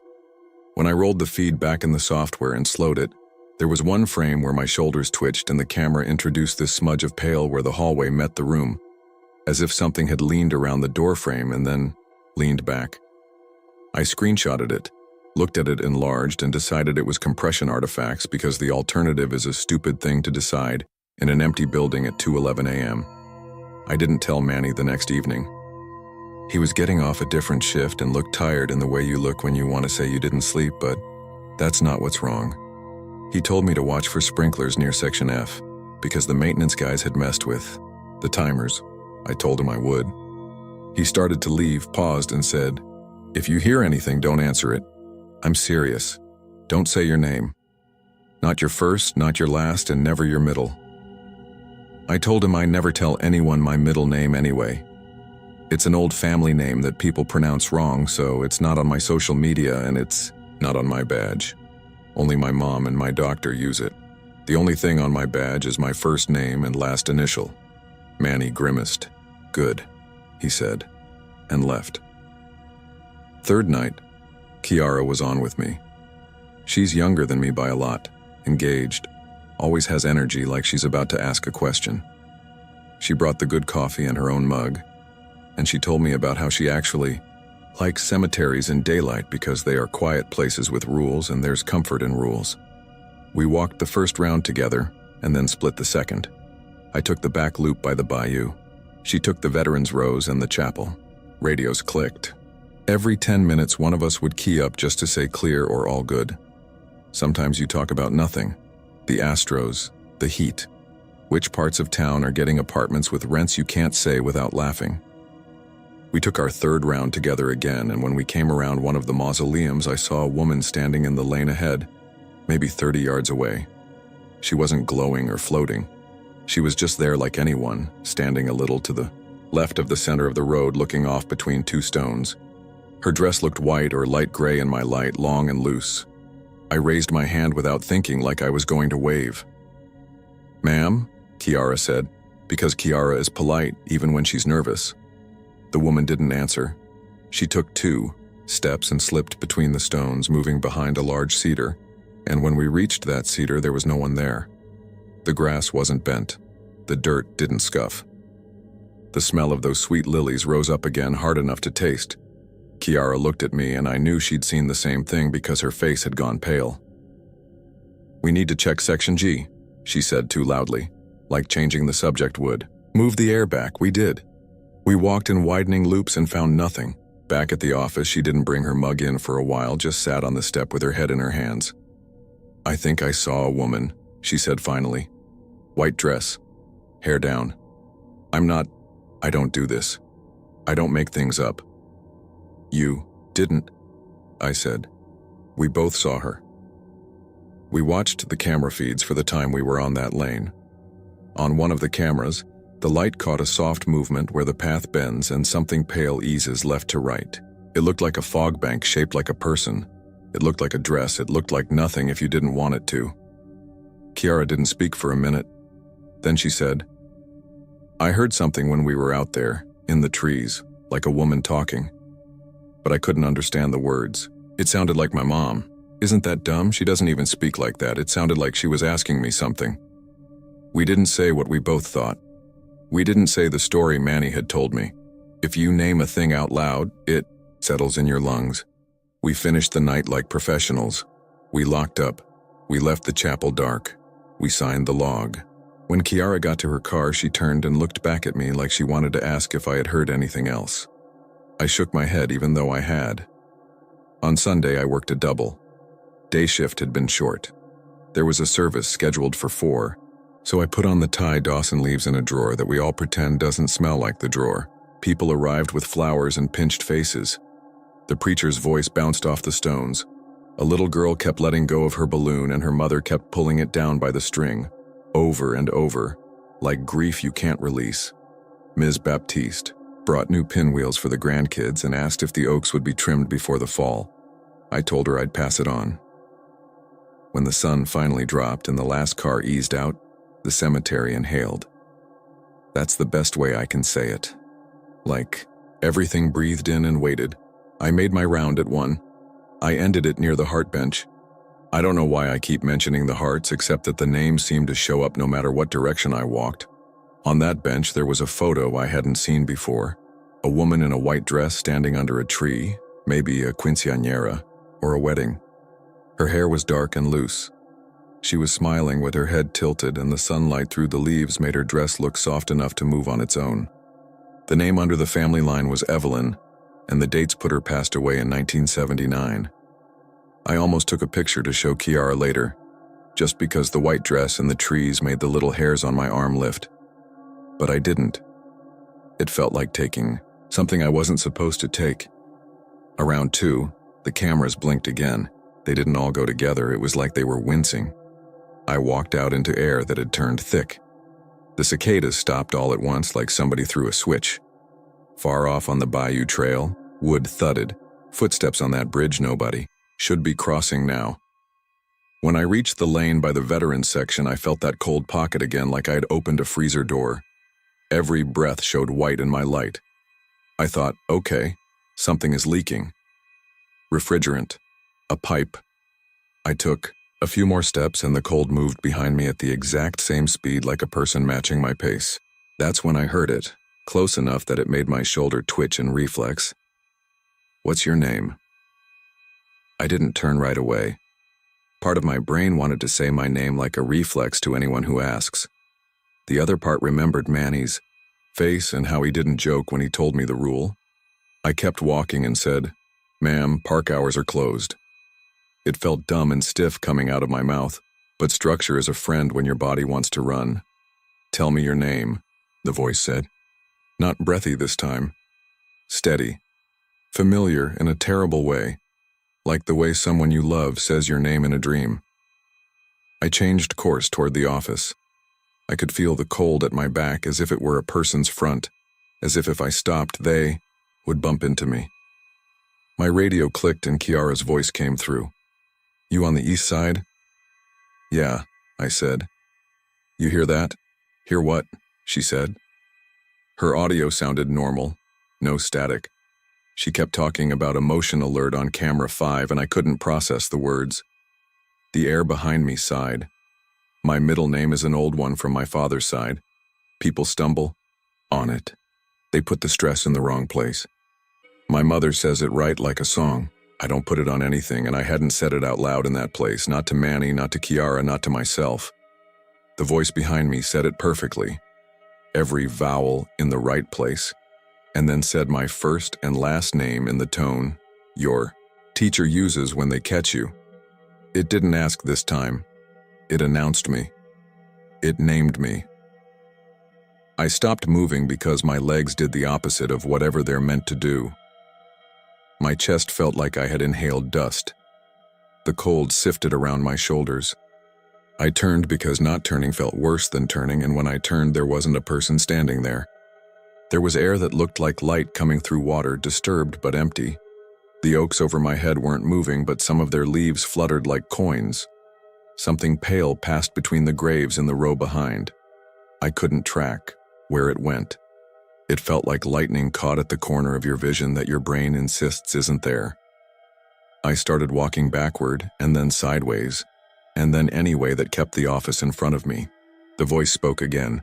Not behind me, but to my left this time, from the lane where the heart bench sits.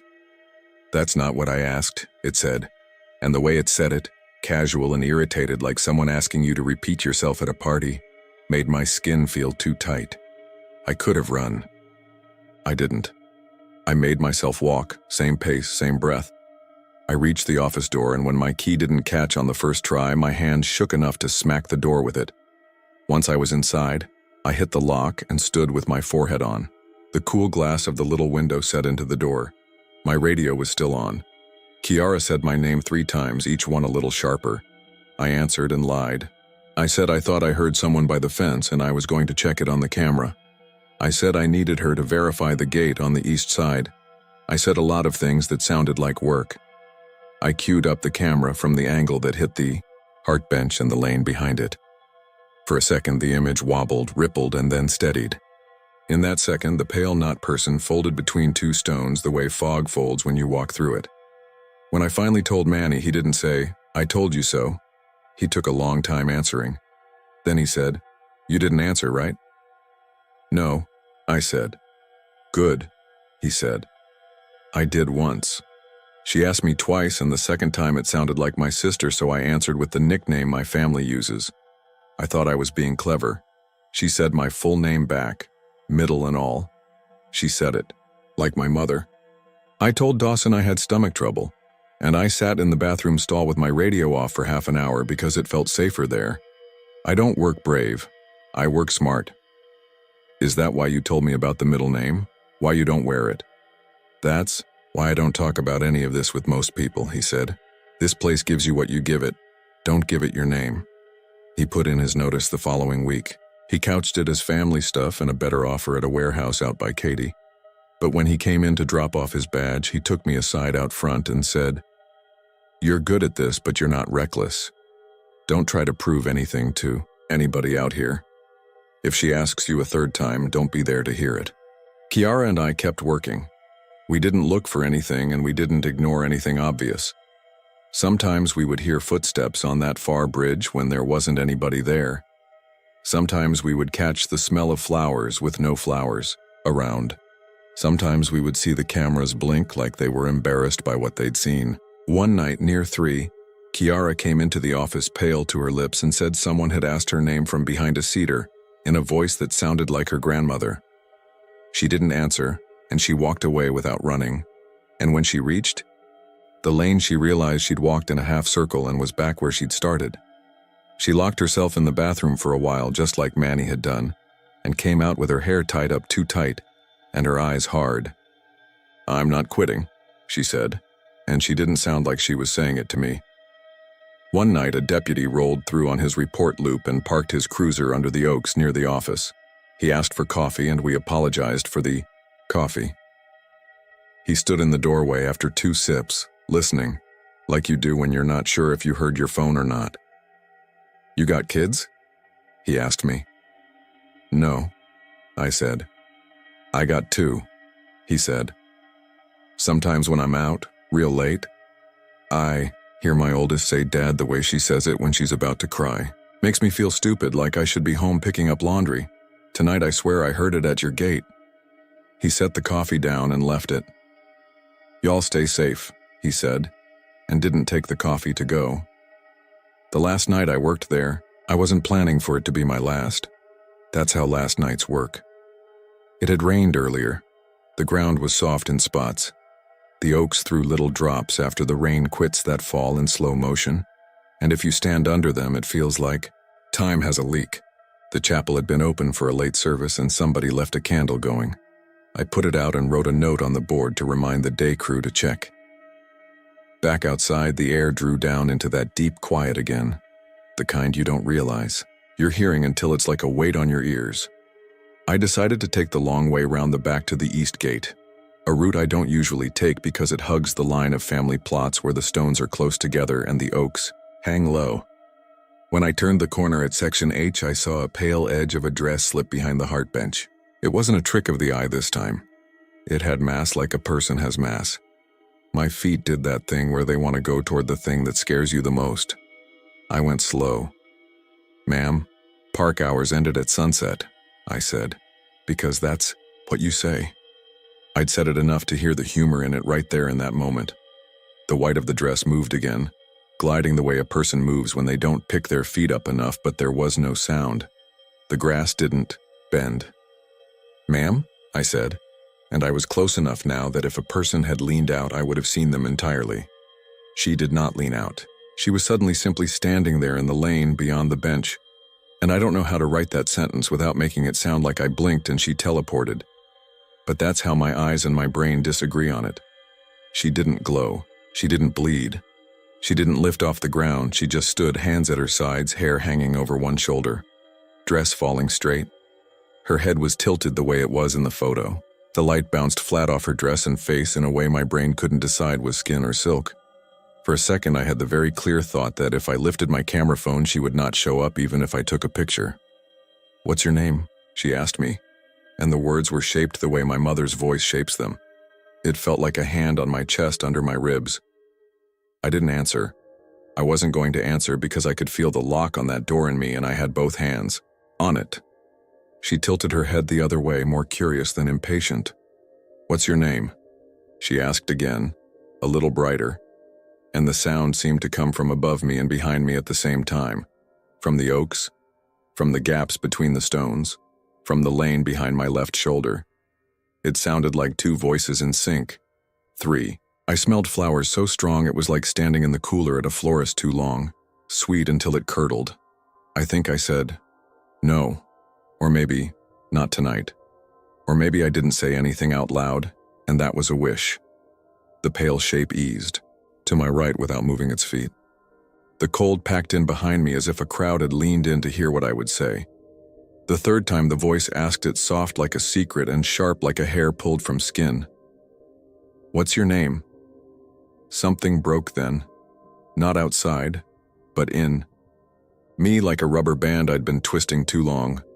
I took 3 steps backward, turned and walked back toward the office at a polite speed that belongs to people who have nowhere to be. Every step was wrong. Every step felt like a person pressing their hand between my shoulder blades. I didn't look behind me because I could feel her at my back, and then beside me, and then at my back again.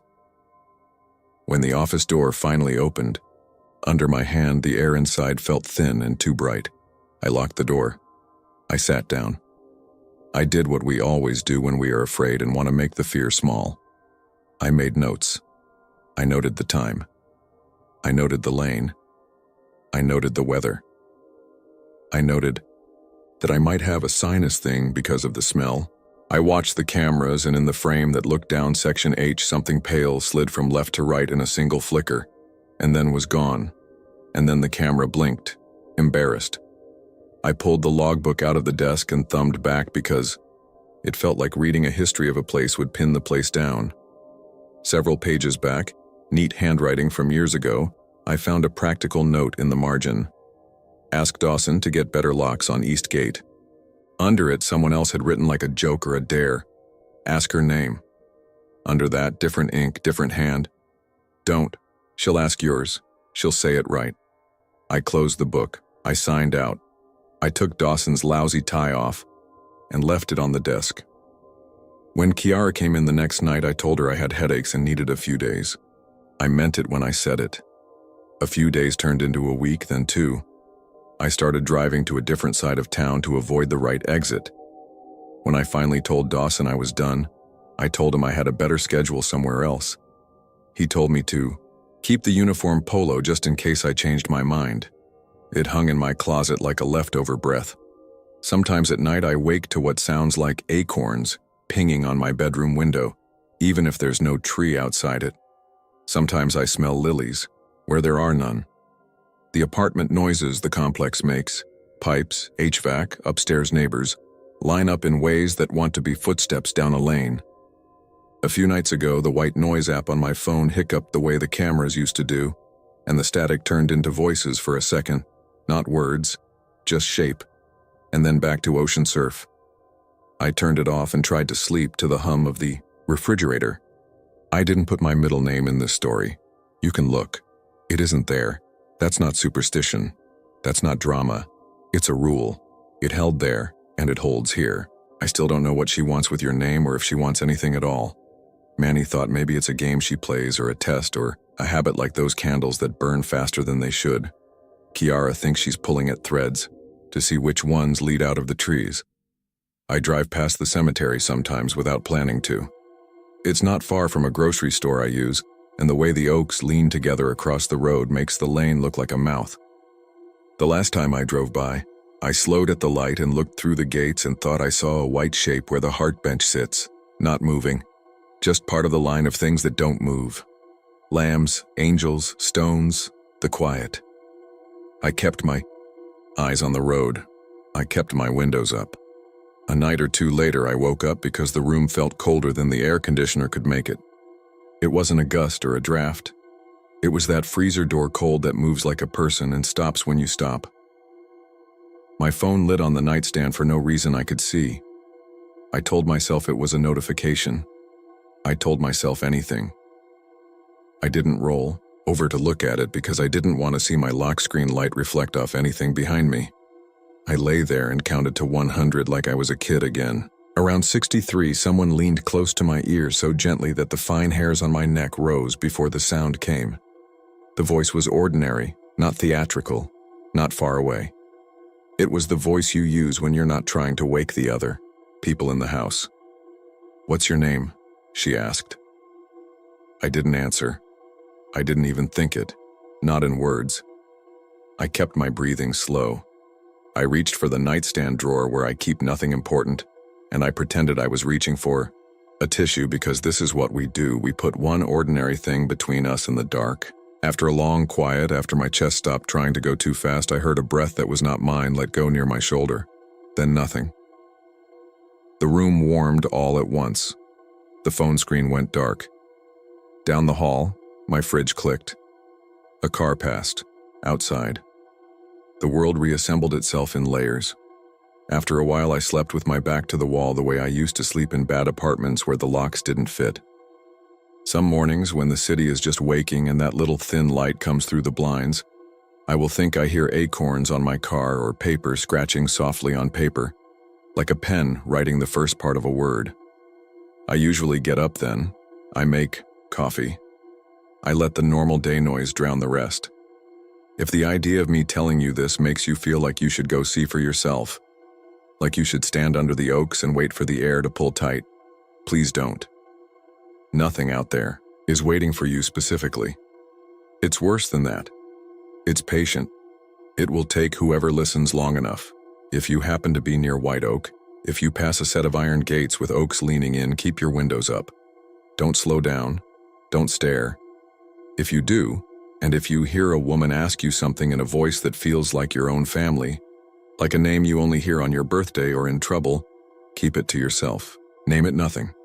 Let it go uncalled. It won't call you by accident. And if it calls you correctly, middle and all, don't turn around. Don't answer. Keep walking like you have somewhere else to be. Sometimes that's enough.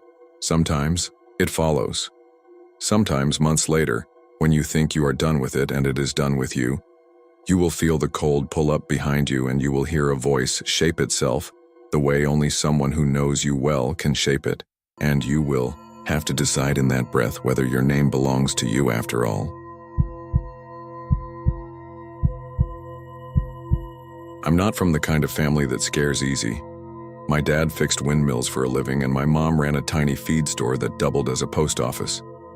Wind, dust, and rattlesnakes don't make you jump once you've lived in the panhandle long enough. Things move here that aren't supposed to move. Hay bales rolling across a pasture in a blue norther. Corrugated tin skipping a mile like a flat rock on a pond. A wall of dirt swallowing a town to the hinges of its doors. So when people started talking about a headstone that wouldn't stay put in the abandoned cemetery off County Road 1719, I chalked it up to the same wind that bent every tree east and scoured the paint-off road signs. If you've driven between Pampa and Canadian, you've passed the turnoff without knowing it. The fence is rusted. The cedar posts bulge like old knuckles, and a small metal sign with the name of a town that isn't there anymore, Gaines Crossing, hangs at a tilt. The cemetery sits upslope in hard clay where nothing grows but goat heads and prickly pear. There were maybe 20 graves at most. No chapel, no caretaker shed. The ground looks like someone ironed it. I first heard the story at the diner in Wheeler from an old rancher named Roy who wore a red bandana around his neck to keep the dust out. He was half laughing when he said it. Rock like that ought to make a liar out of the wind, he told me, stirring his coffee with the same spoon he'd used to shovel gravy over his chicken fried steak. It keeps dragging itself down to the fence line like it wants to hitch a ride out of there. I tied this very bandana on it last spring to prove folks wrong. Next morning it was 10 feet closer. Bandana still flapping, knot still tight. Grinned at him because that's the sort of story old-timers tell young guys to see if our backs are stiff. I was 28, working a contract for the co-op, checking lines and poles after storms. My friend Luis, who did oil field work outside Borger, was at the diner with me that morning because he'd been laid off and needed a break from staring at his ceiling. "You're saying a 90-pound headstone took a walk," Luis said. "Like, in the night." Roy shrugged. "You can walk it back up and it'll come right down. Sheriff's had it hauled twice. Won't stay. That grave's a mean one. Belongs to a fella they say was hanged for killing his foreman. Name was Cale Briggs or Bragg. I never can remember if it's got 2 G's.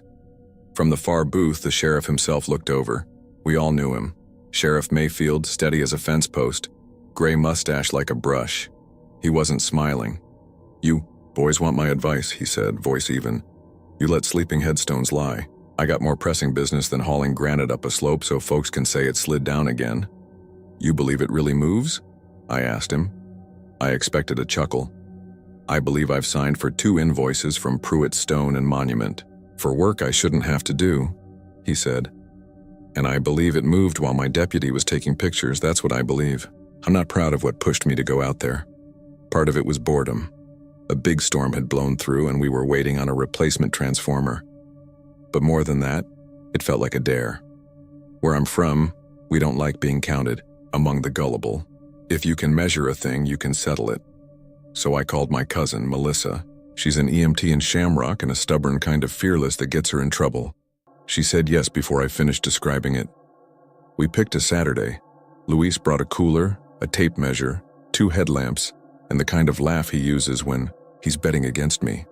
I brought surveyor's flags, a roll of orange marking tape, and a can of that contractor paint you use to mark utility lines. We got to Gaines Crossing an hour before sunset. The panhandle has that long, low light that makes everything honest. You'll see the dent in your truck and the coyote crouched in the grass 60 yards off. Wind rattled the grass heads and there was that smell of caliche dust and hot creosote. We parked by the cattle guard. The fence was 3 strands of barbed wire with a gate that was more hole than gate. We walked up the slope, our boots slipping, on marble-sized stones. The headstones were simple, rounded tops, some marble, some granite, some just wooden markers that had been eaten to gray smears. Most leaned a little. The grave we came for was not the biggest or the fanciest. It was the color of dried bone with a smooth face and letters cut shallow. Caleb Bragg, 1879-1911. Murderer, no dates, no beloved, no prayer. Just that word at the bottom, like the county didn't want anyone to forget. There was a shallow notch on the top edge where you could imagine a rope once swung past. A red bandana, sun-faded to almost pink, was tied in a neat square knot around the neck of the stone. Its ends fluttered like tongues. I thought Roy had made it up, but there it was. Wind cut across the hill and stung my eyes. The bandana snapped. "Creepy," Melissa said, hands on hips. "Creepy, but not weird yet." Luis unrolled the tape. "How do we measure it?" "From a fixed point that can't move," I said. "Fence post." I walked down to the fence line and picked a cedar post that had the roots of a small mesquite wrapped around it like it was hugging. I hammered a rebar stake into the dirt right against it just to be sure, and spray painted a numbered mark. 0. Then we stretched the tape up to the headstone, 28 feet, 4 inches. We wrote it in a notebook. Melissa took a photo with her phone, tape along the ground, bandana fluttering, our boots framing the numbers. "Let's mark the ground too," I said. I shook the paint can and laid a stripe like a bright vein from the rock to the fence, then a circle around the base of the headstone, and another circle around our fence post. Wind blew the paint thin. I set 3 little survey flags in a line, like teeth. We set a challenge for the wind. We wedged 2 flat rocks against the backside of the headstone, not enough to tip it, just enough to make it inconvenient. Melissa tied the bandana tighter. Luis set a GoPro on a little tripod facing the grave. He'd charged it on his kitchen counter, and it was supposed to run until midnight. We stayed an hour. Nothing happened. It was peaceful in the way that old places can be. A hawk sliced the sky. A semi on the highway 3 miles east made a distant hiss. Dust devils wandered the pasture like thin kids. A pickup slowed on the county road to look at our trucks, then kept going. We left after the first stars came out. It had been a nice walk, I told myself. A story is one thing at a diner, and something else under the big sky. At 9 the next morning we were back, thermoses in hand. On the climb up I couldn't figure out what looked wrong. The hill was the same. The wind was the same. The fence made the same lazy ripple. The grave didn't look off until you noticed the paint. Our painted line was not a line anymore.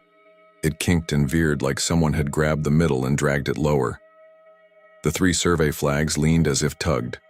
The circle around the base of the headstone had been stretched into an oval, and the rear edge of the granite left a clean skid mark in the clay like a heel. It wasn't 10 feet. Not yet. But it wasn't where we left it. Luis swore. Melissa crouched and put her finger in the skid and rubbed the baked dirt between finger and thumb. Not last night, she said. This morning it's still damp at the bottom. We had wind, I said. It sounded dumb, even to me. Wind didn't drag your line, Luis said. He picked up the GoPro as if it might bite. The little red light was off. He frowned and thumbed buttons. The screen came up and said full. We scrolled. The last clip was 5 seconds long and recorded in the car on the way out. He hadn't hit record at the grave. That was our mistake, not the ghost's. His face was half angry, half relieved. I marked the new distance, 23 feet, and some change. I took another picture. We stood there longer than we needed to, our shadows shrinking across the ground. A crow hopped along the top wire of the fence and made a noise like a door opening. A gust of wind came up the slope, cool and fast, and the bandana whipped straight and then hung slack as if someone had pinched it midair. I felt the hair on my legs prickle even through my jeans, and I couldn't tell you why. We went back to the diner. Roy asked in the same tone you use when you check on someone who's been sick, like he knew the answer before I did. We showed him the pictures. He didn't smile. Told you, he said. Sheriff won't be happy you're poking it. The sheriff was at the counter, eating pie. He looked at the photos without touching my phone. You boys planning to tie it down with a bull rope? He wasn't scolding. He was asking. Strap, I said. Ratchet strap and a ground anchor. Purely to prove to ourselves that wind can't, you know. What it wants is the road, Mayfield said, using the back of his fork to square the pie crust. I've watched it move when a car was coming up the grade like it could hear. 12 inches, then 4, then 2, then still. I figured I was seeing mirage until Deputy Lawton cussed. He saw it too. He stood and left a tip under his coffee mug. If you go back out, take something of yours you don't mind leaving. You don't want it taking an interest in you instead.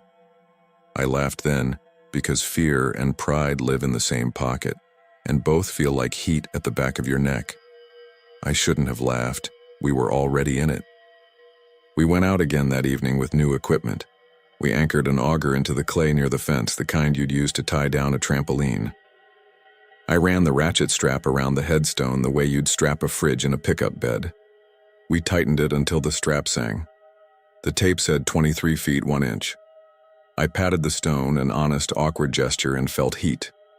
Not warmth from sun. Heat like when a belt sander has been running. I jerked my hand away and told myself it was just the day. We drew a new line with paint. Melissa poured a line of flour along it, a white stripe that looked like someone had spilled sugar across a giant's table. If something drags, she said, it'll leave sign. We sat on the tailgate and drank lukewarm beer and told dumb stories. A pair of teenagers drove by in an F-150 and hollered at us. The wind came and went like breath. After dark, coyotes started. Up. There's a difference in the notes when they're finding each other and when they've found something. This was the first sound. I was not scared. I repeat that because I want you to know I wasn't hungry for fear. If anything, it made me grumpy. I kept thinking about work waiting Monday. Around 11, we heard the metal creak of a strap settling. We walked up with our lights. The strap was slack. No torn webbing. No snapped hook. The auger was where we'd screwed it down, and the knot in the strap lay in the dust like a neat bow tie you could have lifted and put on. The bandana on the stone flicked and twisted in a breeze that didn't touch my face. I put my hand to my cheek and felt nothing, and watched the cloth move anyway. You know how your ears feel in an elevator when you're dropping? That fast pressure change? I felt that without moving. My ears clicked. "Guys," Melissa said, and she had one hand out. "Listen." I didn't hear anything at first. The highway was a faint hiss to the east. An owl barked from the cottonwoods by the creek. My own blood in my ears. Then something, softer, almost a human noise, and my brain grabbed onto it because that's what brains do. It sounded like a woman talking on the far side of a wall. The wind caught the bandana again, snapping it smartly left, then right, left, then right. A regular rhythm that didn't match the breeze coming down the hill. "I'm done," Louise said, and I could hear the shake in it. Done, let's go." We went. None of us wanted to be the first to turn our back, but leaving meant turning our backs. Melissa did it. She set her jaw and pivoted and walked down the slope like someone leaving a doctor's office with bad news. I followed, the light from my headlamp bouncing. At the truck, the strap that had been on the stone lay coiled in the bed like a sleeping snake. "We hadn't put it there. Did you?" I began. "No," Louise said. His mouth was a thin white line. "Maybe we didn't." Melissa clipped each word. "Get in." We drove out faster than we should have on a dirt road, fishtailing once, the cooler clacking. The gate chain swung and tapped the gatepost like a finger flicking. A glass, no radio, no music, no one wanted sound. I didn't sleep. In the thin hours, I kept seeing the bandana's knot, neat as if a mother had tied it before a kid got on a school bus. I thought of Roy claiming he tied his and found the stone moved anyway, the knot the same. I thought about Sheriff Mayfield's quiet voice saying it wanted the road. I have never liked that word since wanted, rocks don't want. In the morning, I told myself we'd end it. We'd measure. We'd see the same distance and realize we had spooked ourselves. 21 feet. The flower had been dragged into a tail that ended at a clean edge. The headstone had shifted and dug a shallow trench where the base slid. Something else was different, but I didn't see it until Melissa said it. "The text," she said. "Was it like that?" I looked. The letters had been shallow. Now the grooves were deeper. You couldn't do that without a chisel. Or maybe the morning light hit them different, and my eyes were looking for patterns. I put my thumb in the groove of the last G in brag and felt a dusty roughness like fresh-cut stone. We were not the only ones there. A county truck pulled up. Sheriff Mayfield stepped out with a thermos, and Deputy Lawton with a camera. The sheriff didn't say good morning. He walked straight up the slope, paused beside us, and looked at the grave, hands behind his back, like a man looking at a dog that bites. A light breeze plucked at his mustache. "You moved it again," he said to the headstone like it could understand. He squatted with a grunt and put his palm on the top edge like he was blessing it. "That your flower?" he asked us without looking. "Yeah," Melissa said. "It dragged." "I see that," he said. "You know the story?" He was still watching the grave. "Why he got murderer on his stone? County archives say he shot a man on the road out by Mobeedy. The man was in a wagon with his wife and baby. They said Bragg tried to pull him out, folks said, over a land claim, and when the man wouldn't, Bragg shot him in front of both. Folks caught Bragg before nightfall. They hanged him under the big elm by Sanford Crossing. His people put him here. His people left." He finally looked up at me. "There's a patch of road between here and Highway 83 where you'll hear dragging if you stop at night. Chains or maybe a strap. Folks hate to stop there. Go on. Take a nap on that stretch and tell me if you wake up happy." "You think he's trying to get back to the road?" Louise asked. I think something tied to him is, or tied to the word, under his name. The sheriff rubbed his jaw. We've dragged this thing up and braced it. I ordered a concrete collar once. It cracked. I won't spend that money again. What I can do is this. We'll move it together, all of us, and I'll ask you not to come back. We helped. We got a chain around it and hitched it to the county truck. The sheriff stood to the side and said, "Easy," while the deputy feathered the gas. The headstone left a pale trench behind. A breath of dust rolled up and away like smoke from a single match. We set it back above our original line, with the fence a dozen paces downslope. The sheriff rested his hands on his knees and breathed carefully. Sweat lavender's a man's smell when he's been scared. That sounds like poetry, but it's not. It's what I remember. That'll do, he said. You leave it be. We said we would. We meant it when we said it. We lasted 3 days. The problem with something like that is it sits in your head like a weight on a shelf you haven't attached to studs. You keep checking if it's still there. You walk by and poke it. I told myself I was just driving by when I took the turn again alone. Evening coming on, light slanting copper across the grass. I didn't call Melissa or Luis. I told myself I would sit at the fence and look and not touch. I parked behind a curtain of smartweed and leaned on the hood with the heat soaking through my shirt. The cemetery was still. The bandana was gone. I thought of it as a lizard slips into a crack when you get too close. You can stand there a long time thinking that if you hold still, it'll come out again. Instead, a thin dust devil walked up the slope, a gray ribbon, and crossed the stones, and broke. When it passed, the distance looked wrong even from where I stood. I made myself check. 18 feet, 7 inches. The groove its base made was smoother, like whatever made it was getting better at the movement. Or maybe I was inventing that. The sun had gone down to one fingertip above the horizon, and everything had that long look of being farther away than it is. Between me and the headstone, ants had built a little volcano of dirt, and were ferrying tiny white things, larvae maybe, across our flower stripe. The world had gone quiet enough that I could hear the soft rattle of their movement. No trucks on the road, no coyotes yet. The pressure in my ears came back. There wasn't a breeze. All the grass heads were still. But something moved, and it moved inside my head before it moved on the ground. The strap lay coiled where we had left it days ago, and one end lifted as if a hand had taken it. It lifted and fell, tapped the dust, lifted and fell again, harder. The third time it dragged across the dirt toward the grave, not fast, not scary like a snake, more sad than anything. The way an old dog drags a blanket. It stopped against the base of the headstone and didn't move again. I'm leaving, I told the air. You win. I said it out loud because it felt like manners. On the walk back, my light hit a flash of red on the fence. A bandana knot, not the old pink one. This one was newer, red like a stop sign, tied so tight I couldn't slide my nail under it. My chest hurt. I don't know why that was the thing that rattled me harder than moving stone. But it was. I wanted things to stay, where I left them. When I got home, I put the tape measure under the sink. I threw the strap in the shed and shut the door with my hip in a hurry, like the strap might try to come out if I didn't. I took a shower that ran cold twice and couldn't make the pressure in my ears go away. Around midnight, my phone buzzed.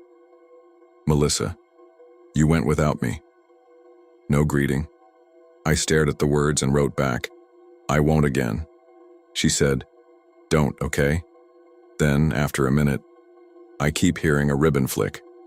We didn't go back for a week. Luis wouldn't answer my calls. When he finally did, he sounded tired. You hear it too? I asked. He was quiet. Then, I took 83 to work last night late. I had to stop. That patch where the road dips before the grain elevator? I had to stop. I felt sick. I don't know why I braked. I swear I didn't see anything. I stopped and put it in park, and the truck rocked like someone pushed the bumper. Then it felt like something was under the truck, like strap-on asphalt. Slow. I stared at the gear shift and couldn't make my hand move because I thought if I moved it would catch my hand. I turned the radio on and it was just static, but the static had timing. I can't explain that. I realized I was crying. I drove home and parked in the yard. I slept in the cab. "You're okay," I said. It sounded stupid. "I did what you did," he said. "What?" "I told it could have the road," he said, and laughed, and the laugh wasn't right. I don't even know what that means. We kept not going while we kept going in our heads. It's a trick your mind plays on you in the panhandle, the E. Wide open makes you think you can see everything, which makes you want to look at one spot and tell yourself that covers it. At work, I stood on top of a ladder replacing a weak insulator and thought of the raised letters in that stone, the way the cuts felt not old. I thought about the word under his name, murderer. I thought about the sheriff not wanting to spend county money anymore. I thought about Roy's red bandana and how there had been a newer one on the fence. 2 weeks later, the sheriff called me. That alone was strange. "You did your measuring," he said. "Bring your tape one more time."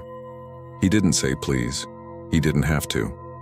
I went because it was easier than not answering a call from a man like him. He was already at the gate, with his lights off. The sky was eggshell blue in the west and purple stacked on it like bruises. Deputy Lawton leaned on the hood, hands jammed in jacket pockets. The sheriff didn't move to greet me. He walked up the slope and I followed. The ground made that sound boots make when clay is dry. Crunch, then stick. 13 feet.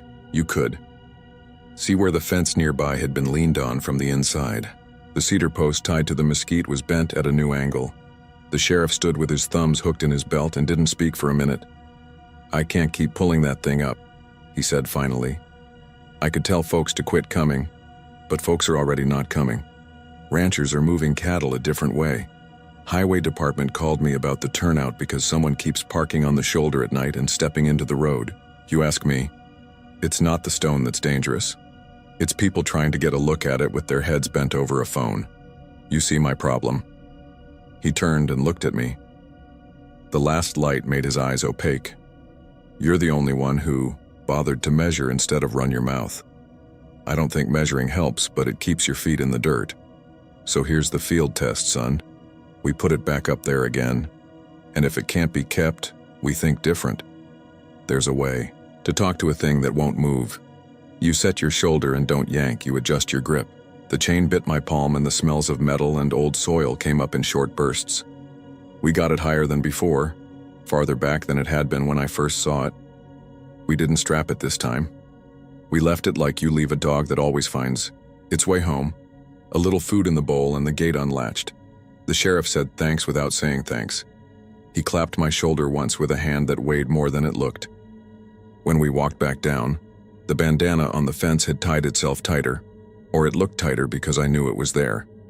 I told myself I was done, but I also told myself I would drive the long way to Amarillo for a while, skip the 17-19 turnoff, avoid the itch of checking. I lasted 3 days again. Human beings can't stop picking scabs. That's how we get scars and sometimes infections. This time when I went, I parked in the same place, left the engine running, and walked only to the gate. I wasn't being brave or smart. I stood there with my fingers twisted in the wire and let the wind push my shirt flat against my chest. The grave stood up where we had left it. For a full minute, I felt relief like a cool drink. Then a pickup came down the county road, slow, a rancher checking fences. He passed without seeing me. As he did, the stone lifted at the front edge and slid 2 inches downslope, stopped, lifted a fraction, slid again, stopped, slid again, stopped. Not much, but enough. You'd miss it if you were talking. You'd see it if you were looking dead, at it and not blinking. It was doing what the sheriff said. It was listening for the road. I backed away from the fence as if the fence might leap. A stupid move. I told myself I was dumb because wire doesn't jump. Sometimes you have to say little true things out loud to counter the big lie sitting in your chest with its weight on your lungs. That night I dreamed about small hands tying knots. Not children's hands, women's hands. Hands that had scrubbed a floor and wrung a shirt and pulled hair back under a kerchief. In the dream, the hands tied the bandana and then tied it again, tighter, and when I woke up, my own hands hurt like I'd been twisting something hard. The last time I went out there wasn't on purpose. I was coming back from Canadian late on a Thursday and my tire pressure light came on, and it didn't feel like the kind of thing you can ignore in the dark on a county road. I pulled onto the shoulder by habit, because the turnout at 1719 is wide and flat and the wind was at my back, and I told myself it'd be 2 minutes. I left the engine running and stepped out and bent to the valve stem, and that was when I felt it under my boots, through anti-skid asphalt and a layer of rubber. The same time drag Louise had described. Slow. Not a chain, not a strap. Something you might hear in a funeral home when someone moved a chair carefully on a tile floor so it wouldn't squeal.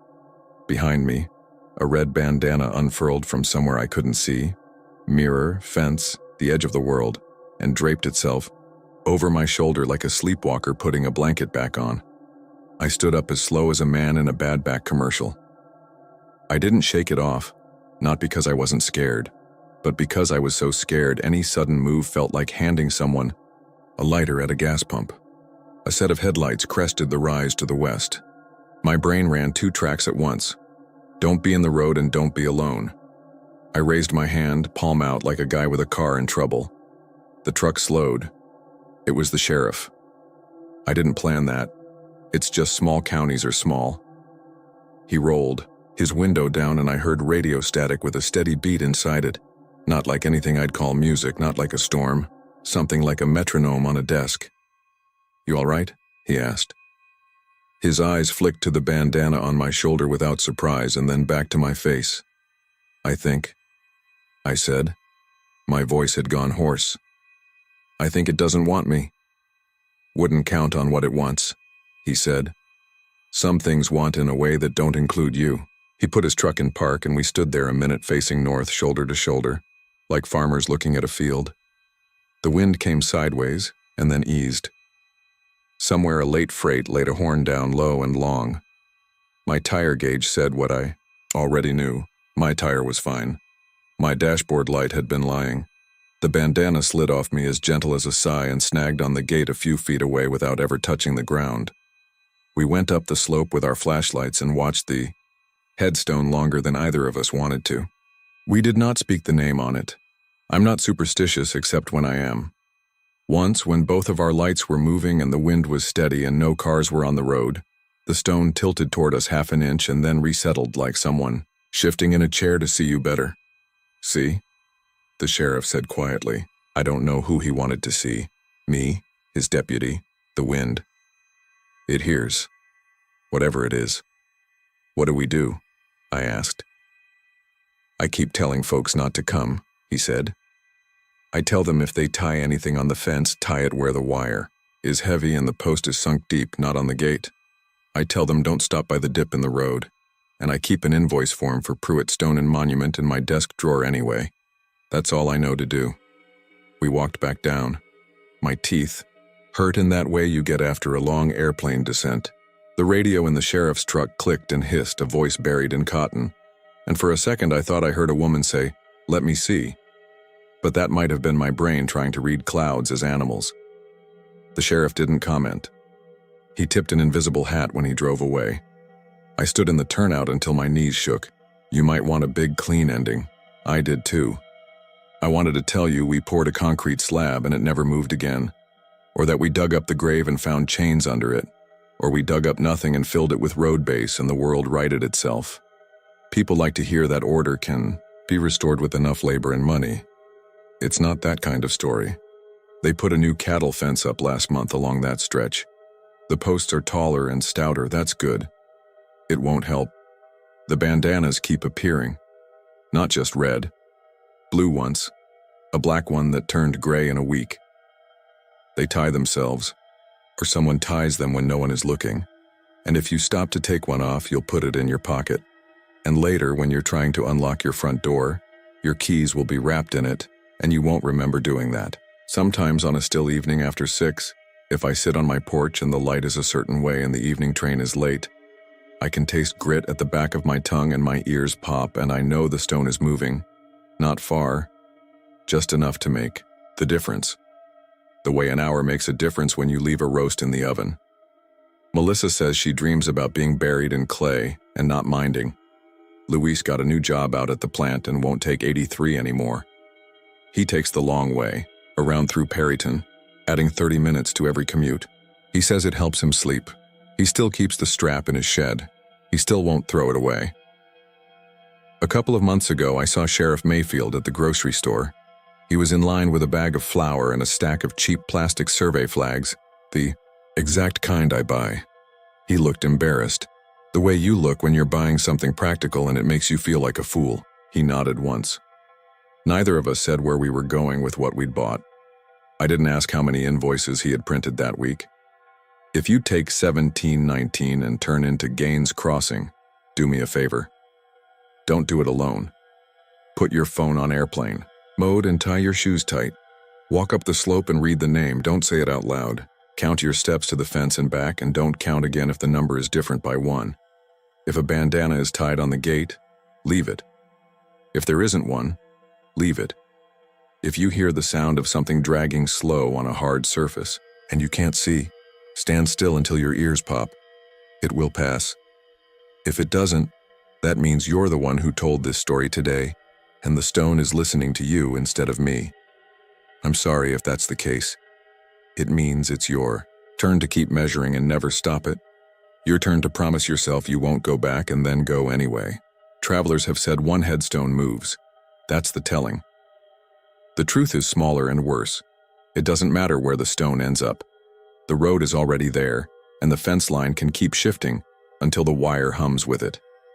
The only thing that stops is the part of the story where you drag it up and say there, fixed. The panhandle teaches you that you can't fix wind. You can only brace yourself and tuck your chin and blink into it. The headstone understands that better than we do. I'm telling you this so you don't have to prove it to yourself. If you can help it, don't tie anything. Don't measure. Don't listen hard enough to hear what you'll hear.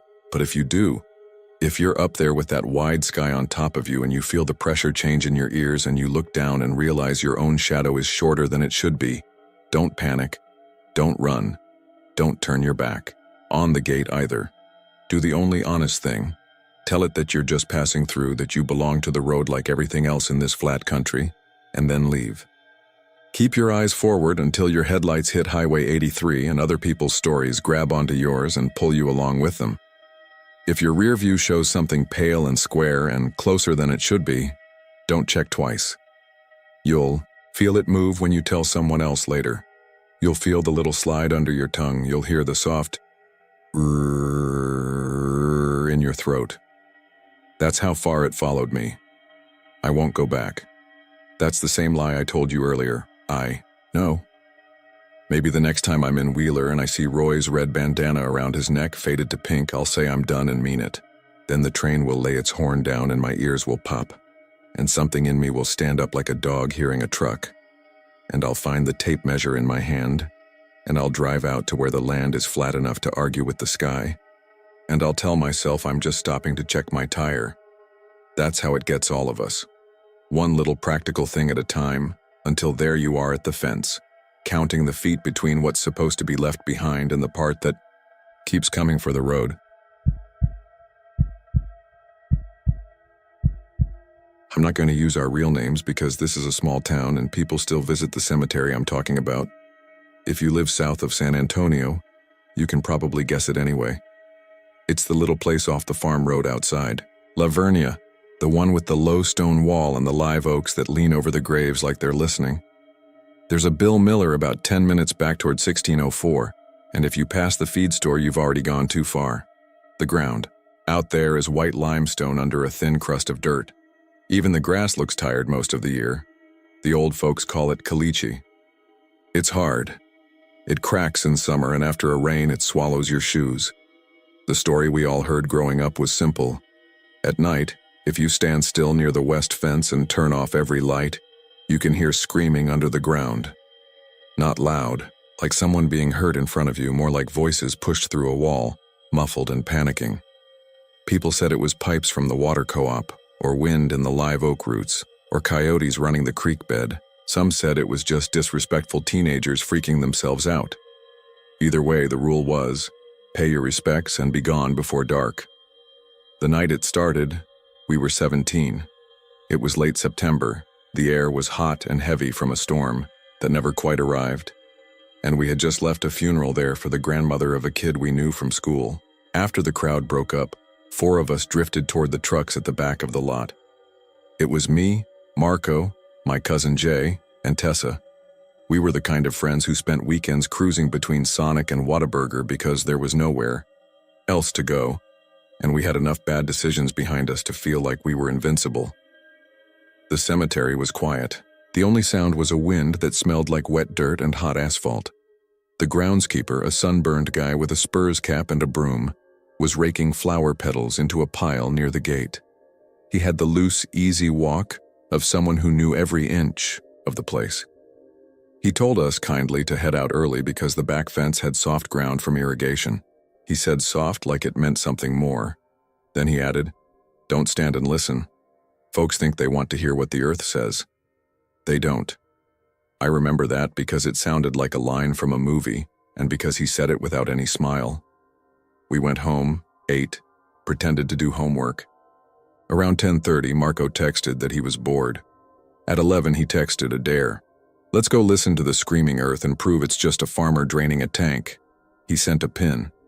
Jay said no at first, then yes. Tessa said she was in if it wasn't just dumb crouching and freaking out. She wanted us to do it right.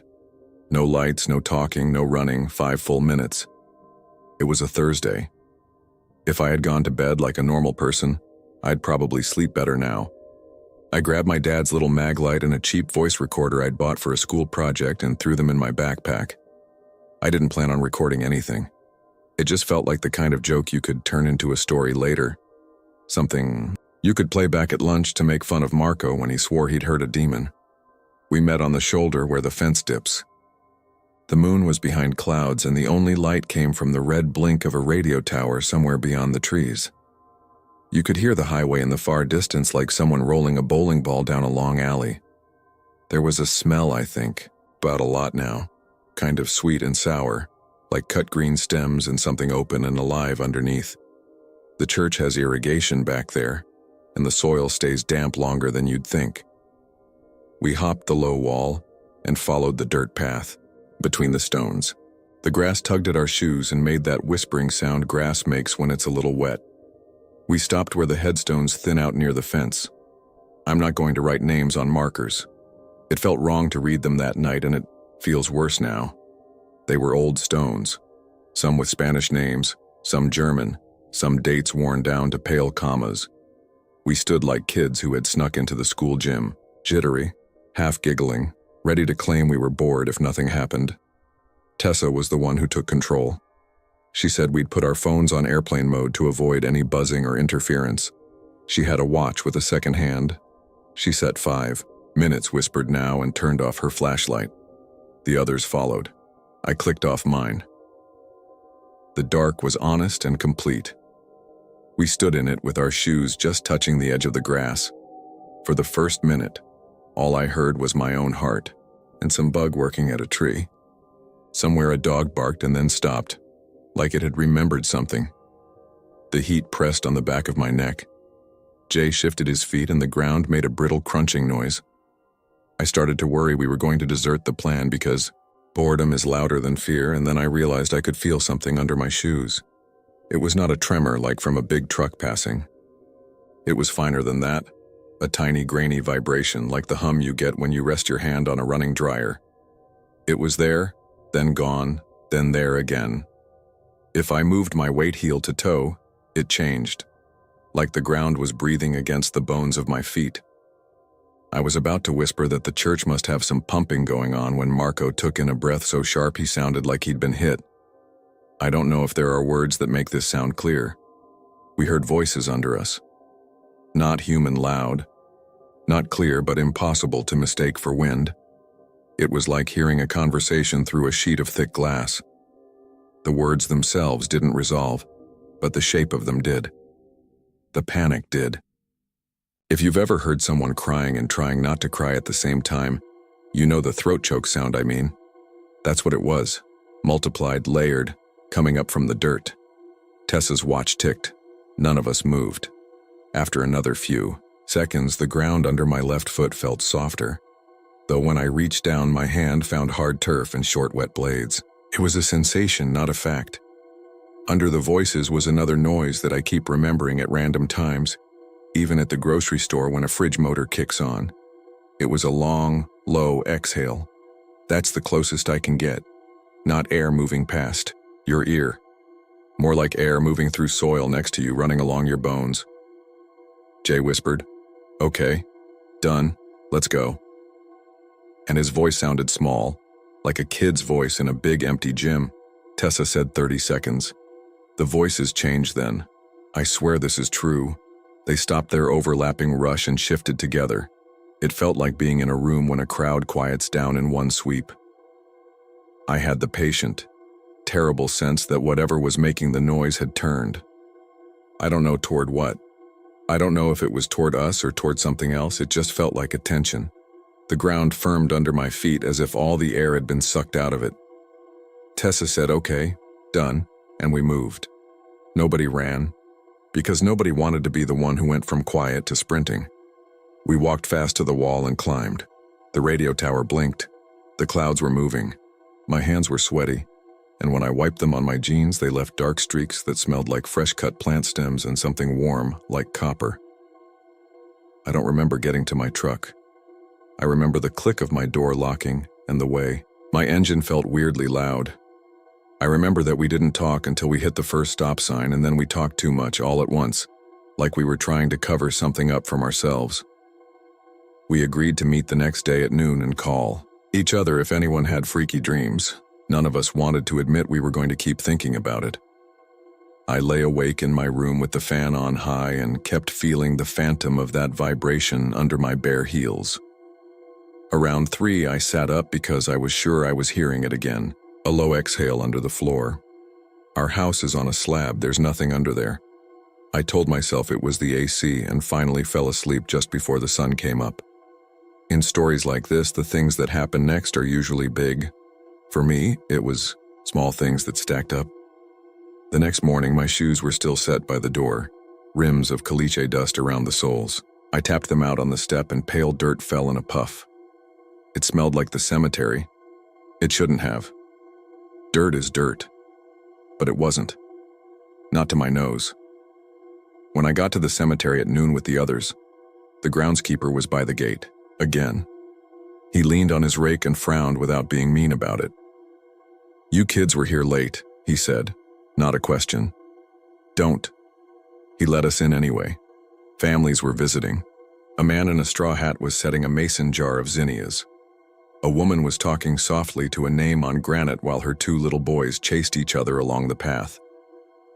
The world felt normal, bright, and noisy. It made the night feel like we'd imagined. We walked to the spot by the west fence and saw what I still don't like to describe. The grass where we had stood wasn't flattened like by feet. It was churned up, light dirt pushed up in ridges and little rakes like something under the sod had tried to turn over. There were no holes, just places where the green had been broken and pale soil showed through in raw, thin claw marks. I checked for animal tracks. There weren't any. The pattern was wrong for hogs or dogs. It looked like fingers had pressed up from below and slid, catching and slipping, repeating. Tessa crouched and touched the ground with 2 fingers. She made a faint face and wiped her hand on her shorts. I asked what, and she said, "It's warm." It was 93 degrees and humid. Everything was warm. I touched the dirt anyway. It was warmer than the grass. That didn't make sense. We were under live oaks. The ground should have been cool. The groundskeeper came over. He stood with us for a second and then took 2 steps back like he'd stepped on a loose board. "Roots heave," he said. "Happens after rain. Be careful where you step." He met my eyes and added, "It's worse at night. Don't come back tonight." There was a long pause where I think he wanted us to say, "Of course, sir," and he could tell we weren't going to, and we all understood each other as people do when they see a road about to curve off a cliff. I was the one who went back that night. That sounds like I'm brave. I'm not. I just wanted to undo the feeling that something had turned toward us. I brought the little voice recorder, not to catch ghosts, but to catch stupid wind that would sound like moaning so I could show everyone and be done. I parked on the shoulder at 11:50, walked past the gate, and set the recorder on the ground where we had stood. I stood next to it for a minute, feeling exactly as stupid as I expected, and then turned off my light. You learn things about your body in dark places. You learn how your ears crank up and start feeding you every small detail. I heard the rustle of a lizard in the leaves. I heard the tiny metallic tick of my truck engine cooling even though I was 50 yards away. I heard the wind not moving. I waited. Somewhere a bird made a single note and then went quiet. I waited more. The vibration came on like a switch. I could feel it in my arches first, like someone had pressed a phone on vibrate against the bone. I held still. The exhale sound rolled up from under the recorder. I swept my foot slowly through the grass until the feeling swelled to its biggest. Then I planted my feet and made myself breathe. After a few seconds, a voice swam up through the dirt like someone rising through water. I couldn't hear the words, but I heard the shape of a voice that was trying hard to be calm and not managing it. Another voice built on top of it, and another, and the whole thing pushed up against the surface like pressure against a lid. I thought about how far sound travels in the ground. They say you can hear trains through rails from miles away. They say pipes carry strange echoes.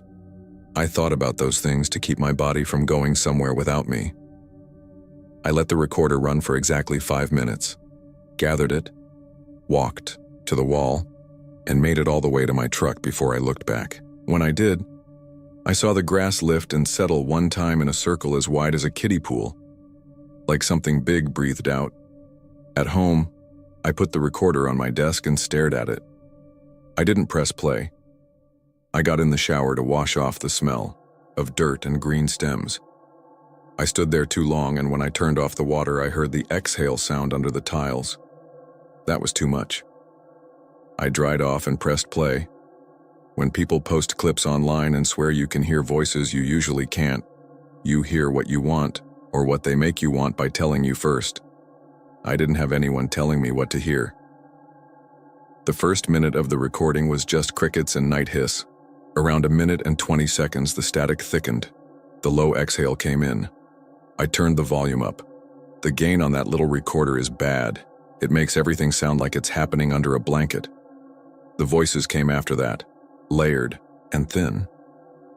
If you've ever stood outside a busy restaurant and listened through the windows, you know the sound of many people trying to talk. That was the shape of it. It would have been easy to say that's all it was. At 2 minutes and 40 seconds, something happened I have never been able to explain away as my brain making a pattern out of noise. Through the layered rush, a sound cut in.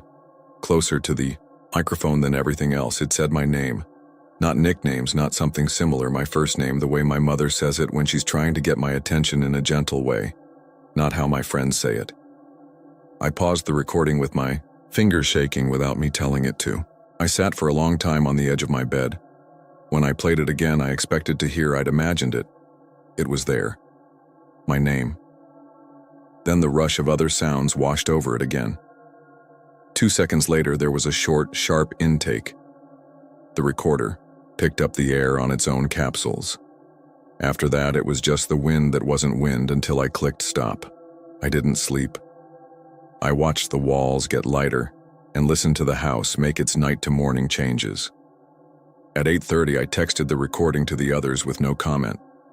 10 minutes later, my phone lit up with calls and texts I didn't answer. I drove back to the cemetery to give the recorder to the groundskeeper because that felt like the right thing to do. I don't know why. Maybe I wanted an adult to hear it and tell me it was a sprinkler leak. He met me at the gate like he'd been waiting. I showed him the recorder. He didn't take it. He asked if we had stopped here for fun for long, and I said yes. He nodded in a tight way. People think these places are for the dead, he said. They're for the living. The dead don't need the fence. He looked toward the west fence and added, "There's an old trench out there from when they put folks under during the fever. They lined them up fast. No records good enough. The dirt settles different where a lot of bodies used to be. When the water moves, you get noise in the ground. When the clay swells, you get heaves. It's the land talking." He was giving me an out. I wanted it. I said thank you and started to hand him the recorder again. He shook his head. "Don't bring me your voices," he said, not unkind. "Take them away from here." That night, all four of us went back. I'm not proud of it. I think about the woman at the grave with the boys and I feel like we broke into someone's house. But we were 17, and the thing that had turned toward us felt like it was waiting for us. Specifically, we brought a spool of string and set it around the spot like a circle so we could tell if the ground moved under it. We stuck 4 cheap wooden skewers in like tent stakes and tied the string to them. Tessa set her watch. Jay crossed himself. Marco laughed at him and then crossed himself a second later. We turned off our lights and waited. It didn't take long. The vibration came in like a distant engine. The string twitched against my ankle. I looked down and saw it move one little tick between the skewers, like someone had hooked it with a finger. I told myself there was a breeze, though there wasn't. The voices rose. I knew I was going to hear my name again and I thought that would be the worst part, but it wasn't.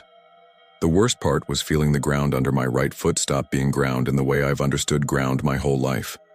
It went slack, almost like stepping on a mattress after hardwood.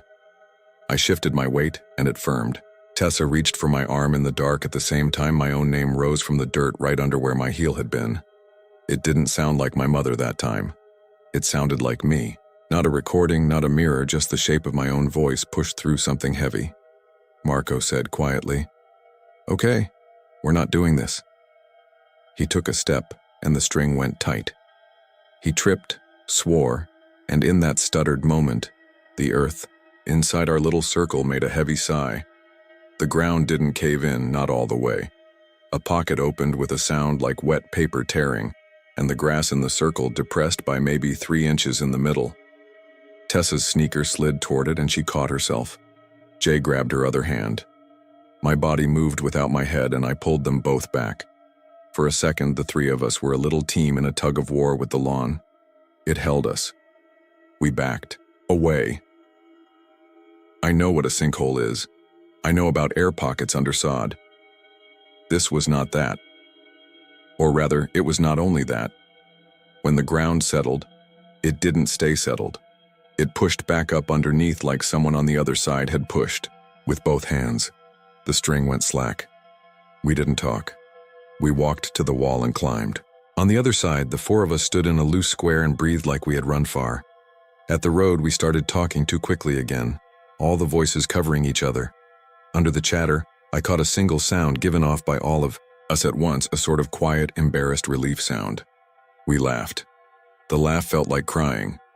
We called the non-emergency number because we didn't know who you're supposed to call about ground that breathes. A Wilson County deputy met us by the gate. He was calm in that way law enforcement people sometimes are, like he's seen every kind of fightin' dog and road and he's not going to get excited about 4 kids with a story. He shined his big flashlight on our string circle. The depression in the middle was visible even in that light. He looked toward the irrigation lines and said, "You kids ever been around a grave when it settles? Looks like that sometimes." He flicked the beam at our faces and added, "You weren't drinking here." It wasn't a question, we all said no. He nodded and said, "Good. Don't be here after midnight." Then paused like he was about to say a dad thing and decided not to. As he turned to go, the ground exhaled. You could feel it through your shins. The deputy froze with his light, halfway to the gravel. He looked at us.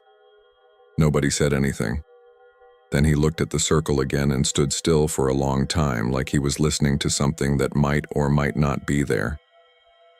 He put his hand on the top of the stone wall and squeezed, like he needed something solid under his palm. After a moment, he cleared his throat and said, "Stay off the grass tonight. Let the man who works here deal with it in the morning." He turned away and walked to his cruiser. He didn't hurry, but he didn't hang around either. That might have been the end if not for what I found the next day. The groundskeeper had taped off the spot with yellow tape. The grass inside the circle looked rough and tired. The pale dirt showed in streaks like fingernail marks. I wanted to leave it alone, I really did. But there was a glint under the lifted sod near the center. I bent and used 2 fingers to peel a flap back. Under the roots, pushed into the soft, dirt was a quarter. It was face down. When I popped it free, I realized it wasn't new. The year was the year my father was born. The coin was dull, rubbed smooth.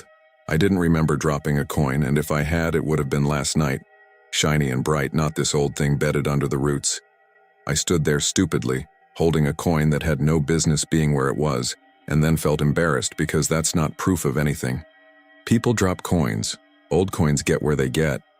I slid the quarter into my pocket and left. At home, I put it on my desk next to the recorder. I pressed play again. I told myself I was looking for the exact second where my name comes in so I could cut it and show people and let us all laugh. When my name came, I listened careful ear to speaker, and I noticed something else in the sound. A faint second track under it, like wind through a thin gap. It wasn't wind, it was a whisper, too low to parse. I turned the volume up and heard a word I'll probably hear inside quiet rooms for the rest of my life. It said between, not below. Between. That is the only time I will try to write down any single word from that sound, because trying to find meaning in the other noises is not a place I want to go again. But that one stuck, and it changed the way I thought about what we were hearing. Not below, between. Between what and what, I don't know. Between dirt and rock? Between years? Between us and them? Between breaths? We didn't go back for a while. That lasted 3 days. On the 4th night, I woke up to a soft pressure on the underside of my mattress. That is a bad sentence to type because it makes it sound like a ghost story with a hand under the bed. It wasn't like that. The house is on a slab. Nothing is under my bed but carpet and concrete. The pressure came up through all of that, like a long, slow sigh pushing against the bottom of a boat. I got out of bed and stood barefoot on the floor. The air was still. The AC was off. In the quiet, I could feel a grainy thrum running through. The slab, fine and steady, like the world had a fever. I said my own name out loud to cut it off. It didn't help. I turned the light on, and the vibration stopped like I'd startled it. I slept with the light on after that for more nights than I want to admit. Marco said he heard it too, but only outside. He mowed his dad's yard and stopped twice because the push mower sounded wrong. Jay said he didn't hear anything, and then later admitted he now crossed the street to avoid the patch of lawn in front of his neighbor's house that had sunk a little after the storm. Tessa started keeping a small notebook where she wrote down times. She didn't show it to us, but one night she read from it in her truck with the dome light on. The times were not regular, but they were always at night. The last entry had a note next to it. Driveway, not grass. She closed the notebook and said she was done. She said the thing that scared her wasn't voices, but feeling like she was being listened to back by the ground, like it was paying attention. Like we had called it and it had learned our names and now it was stopping by to say hello. Maybe this would be easier if it ended with someone hurt, because then everybody could say that's terrible and close the book. Nobody died. No graves. Caved in on us. The deputy didn't arrest us for trespassing. We graduated and moved away in pieces. The groundskeeper still waved when I drove past in the daytime. The tape stayed up for a week and then came down. The grass inside the circle browned and then greened again as if it had nothing to do with us. Tessa went to UTSA and studied nursing. Marco got on with a plumbing company. Jay started nights at HEB and said his back hurt like an old man's. I moved to San Antonio proper and rented an upstairs apartment with a balcony that looked over a strip of scrub oak and a drainage ditch. I liked it because it was all concrete and asphalt and second-floor flooring. I told myself it was solid. One evening on that balcony, months after, I set down a glass of water on the little metal table and watched the surface ripple once in a way that had nothing to do with the wind. A line of black grackles lifted from the ditch like someone had thrown a sheet in the air. I picked up the glass and put it on the floor of the balcony.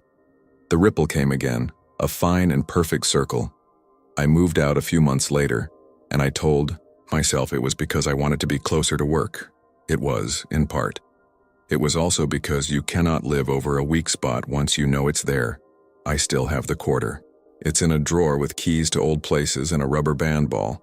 Sometimes it feels heavier than a quarter should. I know that's my head. The recorder is gone.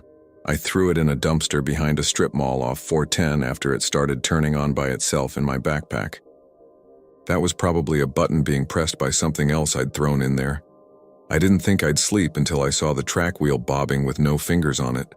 I think about the groundskeeper telling me not to bring him my voices, and I understand him better now. Whatever is in the dirt isn't for him to manage, it's not even for the folks under it. It's for the people standing on top who have to go home afterward, and stand on other floors and convince themselves there's a difference between below and between. I drove past the cemetery last month on my way to visit my mother. It was early.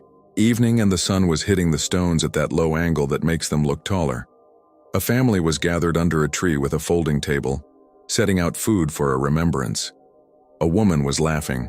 Her laugh carried over the wall and into my truck window like a warm light. I wanted to stop and tell her to take her kids home before dark, to pick up the balloons and the paper plates and go while the air still felt normal. I didn't stop. It isn't my place to hand out warnings on a road where everyone already knows the stories. I'm writing this because if you live near a patch of ground like that, you already know what I'm talking about. I'm writing it because there's a way your body learns a place and keeps listening for it, even in other places that have nothing to do with it. And that's a hard thing to say out loud without sounding ridiculous. At night, when the fridge motor kicks on or a truck downshifts on the road behind my apartment, my feet go looking for something to tell them they're on something solid. Sometimes they find it, sometimes they don't. I keep my shoes by the bed now. I keep my toes off the carpet for a second when I get up, like the surface might be warmer than it should be. If you go out there, I can't stop you. If you stand by the west fence and turn off your lights, you might hear exactly what we heard, and you'll tell yourself it's water or roots or wind in the pipe. Maybe you'll be right. If in the morning you see the grass where you stood churned up like it tried to breathe, leave it alone. Don't take anything. Don't give it anything either. Treat it like an intersection you don't know. Slow down, look both ways, and get through. And if you hear your own name, look at your friends and make sure they're all still above ground with you, and then go home. I walk the sidewalks now. I cut across parking lots instead of lawns. I stop talking when I step off the curb, like you do when the light is yellow and you're not sure which way it's going to go. And I listen for that low sound at the edge of hearing. The one that isn't the highway or the AC compressors or the neighbor's TV. Most nights there's nothing but the ordinary noise of a city. Some nights the concrete under the crosswalk button gives off a small, grainy hum that moves up the bones in my hand when I press it. And I tell myself it's a truck 2 streets over, a pump down the block, anything that has an address and a shutoff. Then the light changes and I cross with the rest of the world. And I don't look back. Because I have learned there are places where looking back is a kind of answer, and the ground loves answers. I wasn't supposed to be the one to tell the story of the grave with no name. The rule in our group, if you could call it that, was simple. If you were the driver, you didn't post about it. You didn't want your plates in a comment thread that started friendly and ended with people trying to triangulate your address from gas station reflections. But I need to get this out, because I haven't slept right since September, because my phone still flickers every time I scroll through my contacts, and because if anyone else heads out there thinking it's just another small-town legend, they should know what they're stepping on. We live in Central Texas, the part that's all limestone and live oaks and summer heat that makes the air wobble over the asphalt. On the weekends, we do dumb stuff the way people our age always have. We just aim a dash cam at it now and act like that makes it a project. The group is me, my sister Kat, and our friend Marco, plus whoever else wanders in for the night. Caddy runs a thrift store booth with old cassette decks and Polaroids and knows more about dead people's photo albums than is normal. Marco's a shift manager at the HEB and the kind of guy who will make you laugh while you're standing in a ditch with a blown tire. I do HVAC installs. None of us are investigators or empaths. We go places. We look. We tell ourselves we're documenting. Like the word makes it safer. The grave with no name is behind a church that isn't a church anymore, east of the San Gabriel, down one of those FM roads that switches from 2 neat lanes to patched-over caliche without warning. You'll know you're close when your radio starts to spit static in a clean circle, like a coin rolling around the inside of a bowl. Local kids talk about it on burner Instagrams and rip each other's clips for TikTok, but the bear story doesn't change. There's a patch of dirt the size of a small mattress tucked under a live oak near the back fence, and nothing electronic works if you lay it on the spot. Phones shut off. Flashlights refuse to click. Cameras snap. But when you look later, the image is just absolute black, not even sensor noise. Someone once brought a tape recorder and asked questions. When he played it back, he claimed it caught a voice rasping, "You know my name." He didn't upload the file. He didn't go back. That last part wasn't just a rumor. The guy was real. Cal Whitaker. He had a small YouTube channel where he reviewed EMF meters and dollar store LED lanterns. I remember his voice because he sounded like the mechanic who used to talk to my mom at Martinez Tire. That gentle, careful tone people use when they could make fun of you, but they don't. His last video was a shelf of gear and a plan to drive out to an unnamed grave in Milam County. Comments under it turned into a vigil.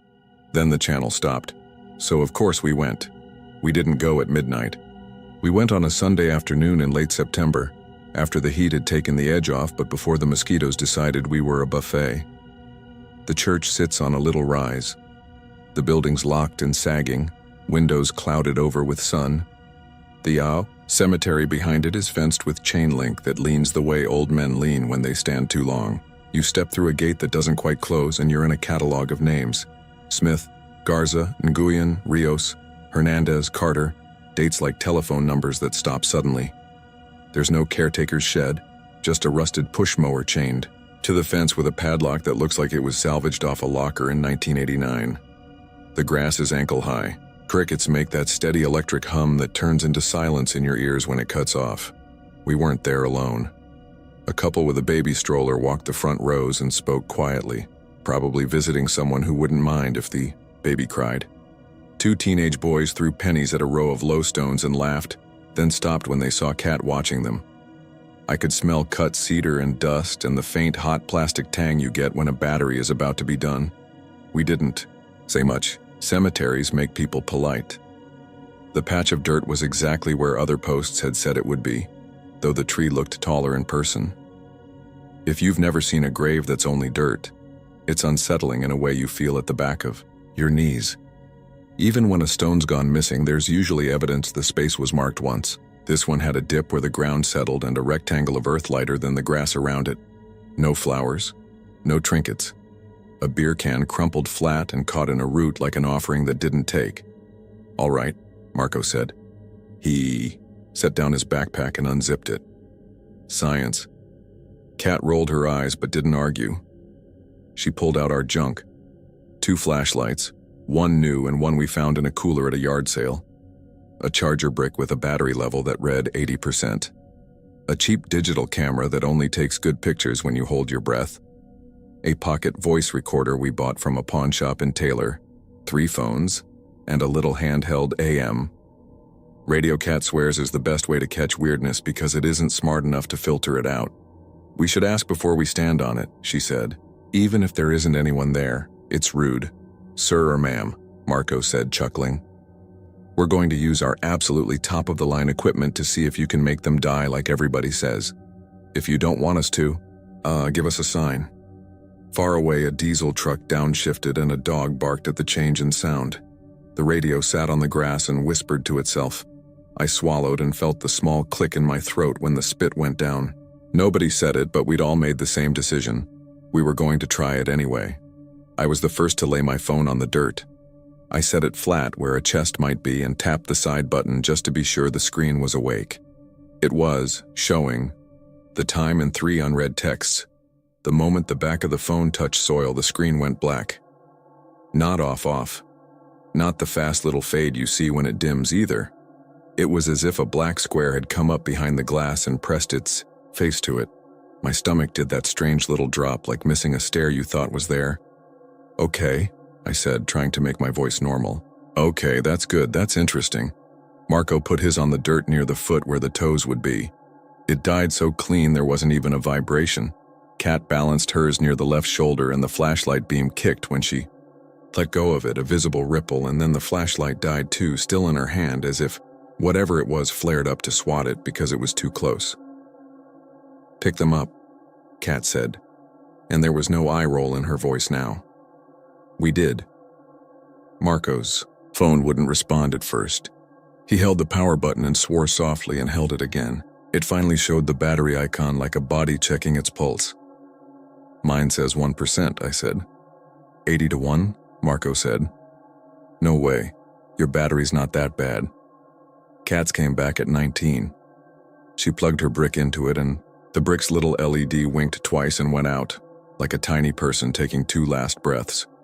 The brand new flashlight wouldn't turn on. The yard sale one worked like a champ, hard white circle steady on the dirt, same as always. "Analog wins," Kat said, but she didn't smile. We took turns with the camera. First we took a few shots of each other by the old church wall to make sure the sensor wasn't dead. The pictures saved fine. I framed the grave so the tree would lean over it and snapped. The shutter sounded thin and fake. When I checked the playback, it was black. Not nighttime black, but sealed box black. The kind you get when you put your hand over your eyes and press a little too hard. I scrolled back to the shot of Marco flipping me off by the wall. Fine. Forward to the grave. Black. It wasn't even a black image because the file size was wrong. It was bigger, like it had to hold something that had no shape. The couple with the stroller left. One of the teenage boys called the other and said, "Dude," in a voice that meant they were trying to act brave for each other. The radio hissed and then, for 1 second, caught a news station so clean, could hear the anchor's pen scratching paper under his voice. Then it went to white noise again as if it had been embarrassed about how well it worked. We saved the recorder for last. It was the pawn shop one, a little silver thing with a thumb wheel and a red button like a toy. The cashier had said it came in a box of stuff from a storage unit auction. There were paintbrushes and a poster of the moon and a plastic tackle, box with resistors in it, the kind of grab bag that makes you feel like you've bought a slice of someone else's life. It still had a file on it. We'd tried to play it before and it refused. It wasn't a file type the recorder recognized, which didn't make sense, because it was the only kind of file it should. "Put it on the ground," Kat said. "Don't press record. Just set it there and count to 10. "Count to 13, Marco said. "If we're doing it like folks do online." "13's not magic," Kat said. "It's just edgy." "You're right," Marco said soft. "Let's pick a regular number. Let's pick the age when you start to understand you're going to die." "10 then," Kat said, and we all laughed because it felt too heavy not to. I set the recorder in the very center of the dirt, and the air around us felt like the moment before an appliance kicks on in your house, that not quite sound you only notice when you're quiet. I didn't press record. The red light blinked anyway, once on its own, like a heartbeat behind cheap plastic. I counted. When I got to 4, the radio snapped to a station again. A man was reading names in a church, voice sharp and slow, the way deacons read when they're listing donors at the end of a building fund campaign. The names were simple and old: John, Mary, James, Ruth. Then he said a 5th one, but the sound didn't come through. It was as if the recorder put its hand over the radio's mouth for that part. The red light blinked again. At 10 I picked it up. It was warm like it had been in sunlight, but the grave was shaded. "Play it," Kat said. I turned the wheel. The screen on the recorder showed the file that wouldn't open, the one it insisted was there but not. Then the screen glitched. The little gray numbers that are supposed to tell you the track length smeared themselves and rearranged into letters that weren't letters, like AliExpress brand English. The speaker popped. Then it spoke with a mouth that had smoked to the nub and never drank water. "You know my name." It wasn't loud. It wasn't even mean. It was irritated the way a father is irritated when you pretend you forgot the name of the neighbor who watched you every summer. It sounded like the voice had a body, and the body was tired of being reminded it didn't. We all looked at each other. I saw in Marco's face that we were going to do the stupid thing and ask a question. He said what I was thinking anyway, because that's who he is. "What is your name?" he asked the patch of dirt. The words came out too hard, like a kid accusing somebody of cheating. The radio hissed with a texture that made me think of water poured on a hot skillet. The yard sale flashlight flickered once and then held steady. The brand new flashlight, dead a minute ago, clicked on in Kat's hand without her thumb touching the button. It lit the fence and pushed a fat shadow of the oak over the grave and then died again. I would have called it batteries being weird if we hadn't already seen that wasn't how any of this worked. "Can you tell us?" Kat asked, softer than Marco, like she was speaking to a teenager coming in past curfew, part mad and part relieved. "We mean no disrespect. We won't touch the ground if you don't want us to. We just want to know who you are." The recorder didn't crackle this time. It clicked, the way a mouth clicks against a dry tooth. Then the voice said the same 5 words, but in a way that sat on my chest instead of in my ears. "You know my name. You think you'll be brave. You think you'll laugh. You think you'll say, 'No, I don't,' and walk away and tell the story later with a joke at the end. The problem is, you'll think of someone. Not the celebrity you had a crush on in 7th grade. Someone whose name lives in your throat and never comes out unless you're alone in your truck with the radio off. The name I thought of was one I hadn't said out loud in 12 years. It belonged to a boy who jumped off a rope swing into the river at a birthday party, came up, laughed, and then went under again while the adults were looking at a cake. I didn't know him well, but I knew his name. It was held in me like a tooth held a filling." Marco closed his eyes. His lips moved like he was counting. Kat shook her head a little, almost the way dogs do when flies are at their ears. "Okay," I said. "That's enough. We're done." Maybe that was a mistake. Maybe it was smart. I don't know. I think about it all the time. Because the moment I tried to act like I could make decisions for us, everything that wanted something from us realized who it had to get through. The recorder chimed. I swear it did. It made a bright little note like an incoming text. The screen went white and then showed my phone's lock screen even though it couldn't have. The same lock screen I've had for 2 years, the photo of my niece in a bat costume on Halloween, but the time was wrong. The time said 12 cause. It was 4 in the afternoon. I heard Kat breathe in. I heard the tiny sound a person makes when their brain hits the wall at the edge of what it can label. "Turn it off," she said. It didn't have an off switch. It had a stop button. I pressed it. The thumb wheel fought me like it was gummed, up then spun too easy, then refused to move at all, the way cheap moving parts always do when you need them. The radio caught the name reading again and we leaned toward it automatically, hungry for anything that felt like a clue. The voice said, "John, Mary, James, Ruth," and then skipped the 5th the same way it had before. The next word was my last name. The way the reader said it wasn't how you hear your name in a waiting room. It wasn't the fun of a teacher calling it because you got the highest score. It was the way a hospital nurse says it, because your ride is here and your paperwork is finished and the rest is not their business. You hear that? Marco asked me, not Kat, me, as if I was responsible now. As if I had brought it and it would leave if I would only do the right trick. Something moved at the far edge of the cemetery. Not a person, not the wind. The shadow under the cedars got deeper, and then the world returned to normal brightness and you don't realize how much a small change in light holds your focus until it stops, and you're released like a tie on a balloon. The teenage boys were gone. The stroller couple had driven off. A car passed on the FM road, bass thumping, and it sounded like a boat on a lake, muffled and far and wrong. Kat put her hand over her mouth the way she used to when we were kids and Mom got a phone call after 9 at night. She'd always say, "Who is it?" and Mom would put up one finger and we'd go quiet because the only calls after 9 were trouble. "I'm done," she said, and tucked the dead flashlight under her arm like a school book. "If you want to keep asking, you can. I'm going to the car." "We'll go," I said. I bent to pick up my phone. When I touched it, it vibrated once. The screen lit. The battery said 1%. A notification stacked over it, then another, and then my lock screen filled with text bubbles from unknown numbers. Not spam. Names. Every bubble was a name, first and last. None of them were in my contacts. They scrolled by too fast for my eyes to grab them cleanly, and yet I recognized 3. The boy who drowned. A girl I sat behind in algebra whose mom died of an aneurysm while we were at a pep rally. A man from the apartment complex across the street who nodded to me every morning. And then didn't for weeks because he was already gone. I didn't know what I did next, not exactly. I know that I dropped the phone even though it had lit again. I know that it didn't land on the dirt this time. It landed on my boot and bounced to the grass, and nothing strange happened except that I could breathe again. "Put the recorder back," Kat said. Her voice was thinner than I'd ever heard it. "We're not stealing it," I said, even though it was ours, pawned, paid for.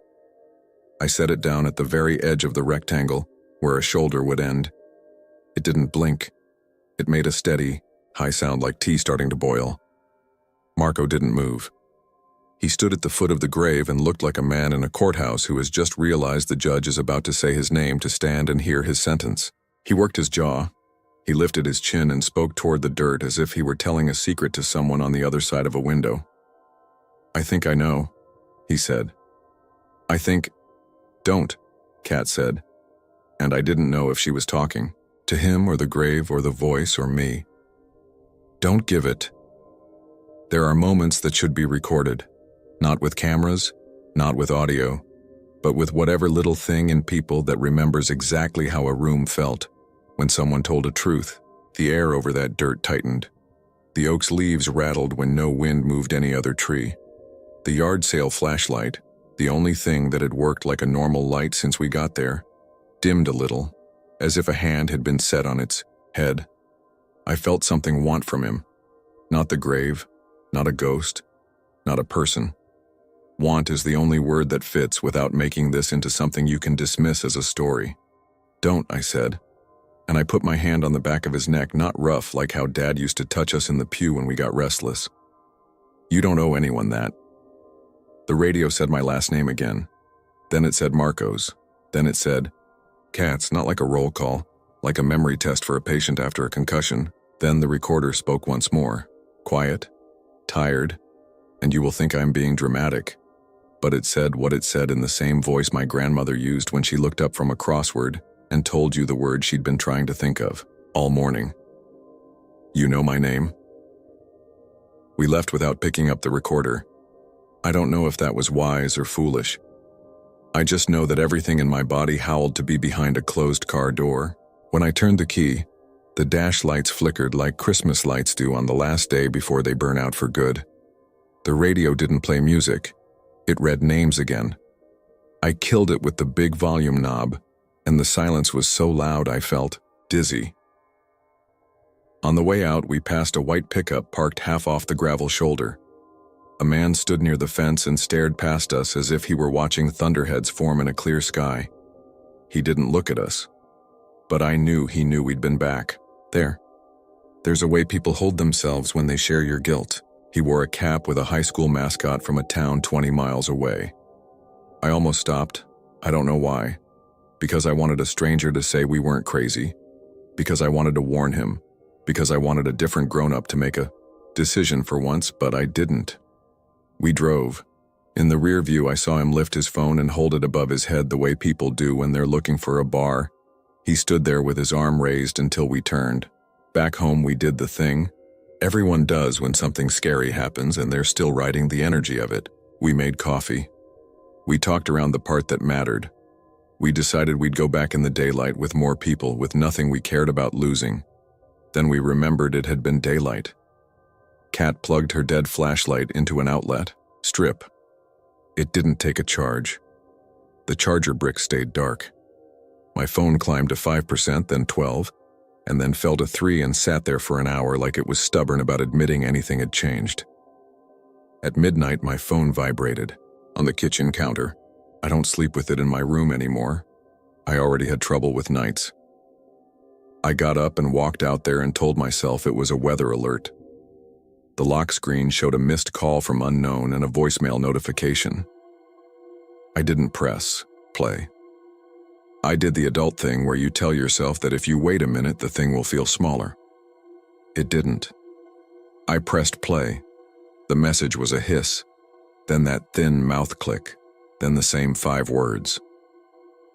When my voicemail transcript attempted to write it out, the box filled with stars and a single letter in the middle. The letter was the first letter of my name. The next day at work, a woman whose unit we'd just installed came out of her house to sign the invoice and asked, "Do I know you?" I said I didn't think so. She said she recognized my last name from church. I asked which one. She told me. It was the church where my grandmother had read names from a list of donors every spring.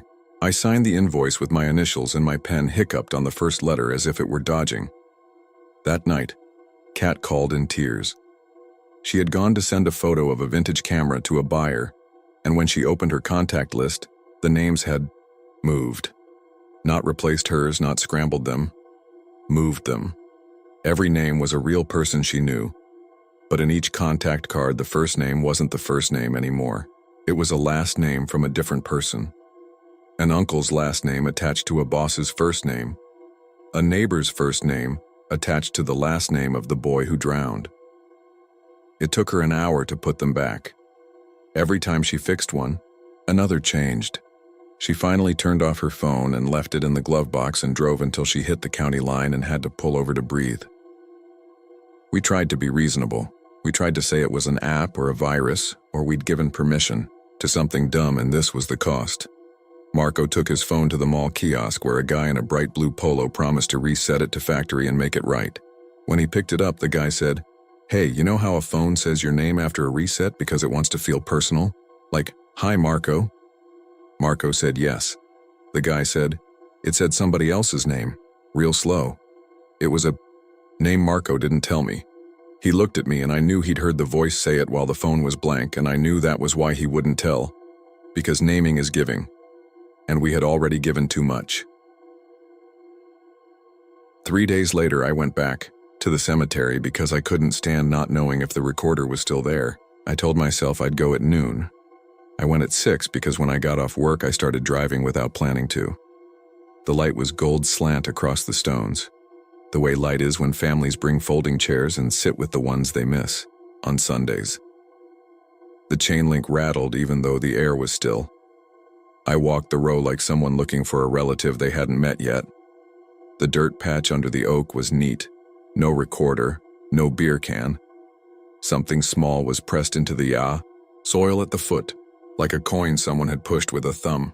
I crouched and brushed dirt away and saw the corner of a plastic square. I dug it out with my keys.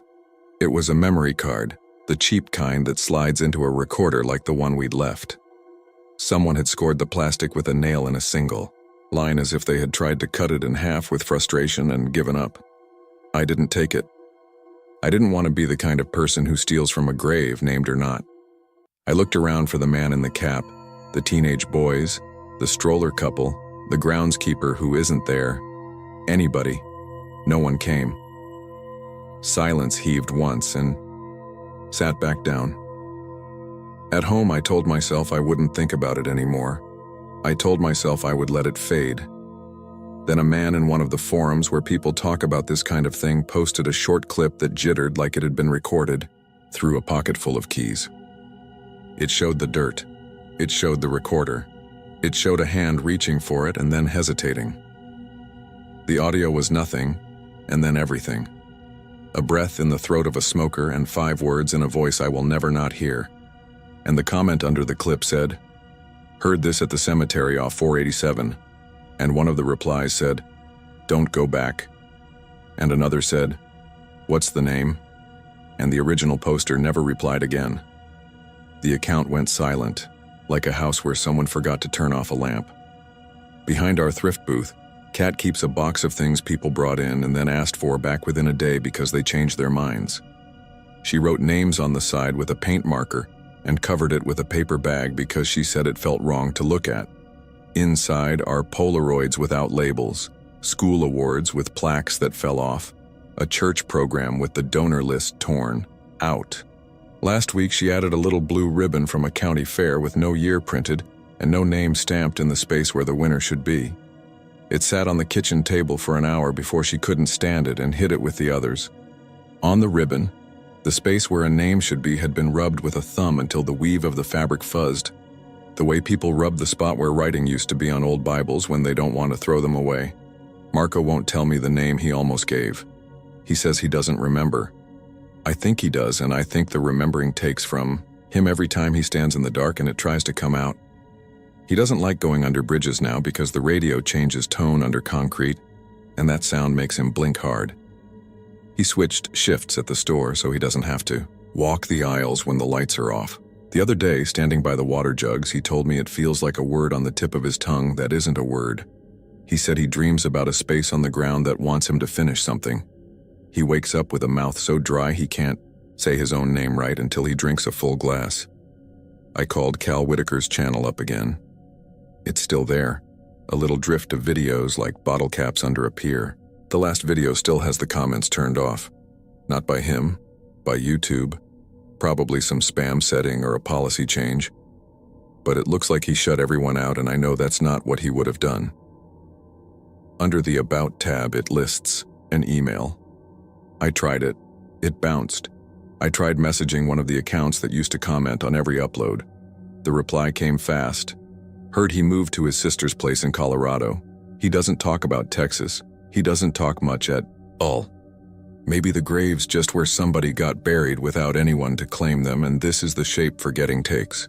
Maybe the voice hissed, "You know my name at Cal," and he felt so sick at not knowing he packed a bag and drove himself until the place where the air smelled like cedar and warm plastic didn't cling to his clothes. Maybe he thought about all the times he told people their fear had a frequency, and he realized that was just a cute line you say when you're filming in a comfortable living room. Or maybe he knew it, and that was worse. The last time I answered unknown, it was 2 a.m. I stood in the driveway so I wouldn't wake the house. The cicadas were so loud I could feel them in my jaw. The message didn't bother with the 5 words. It tried something else. A new trick. It said my niece's name, the one in the bat costume. It said it with the little lilt we use in our family, that half song that is how kids learn they're safe. It said it 3 times. Nothing else. I stood there with my toes against the crack in the driveway where the grass grows and the phone at my ear, and my mouth pulled tight like I was trying not to throw up. I hung up and immediately called my sister, and she answered on the second ring even though she was asleep and said, "She's breathing, she's fine, I don't know how I know, but I know." We stayed on the line until we could hear each other's breathing slow. I said I wasn't supposed to be the one to write this.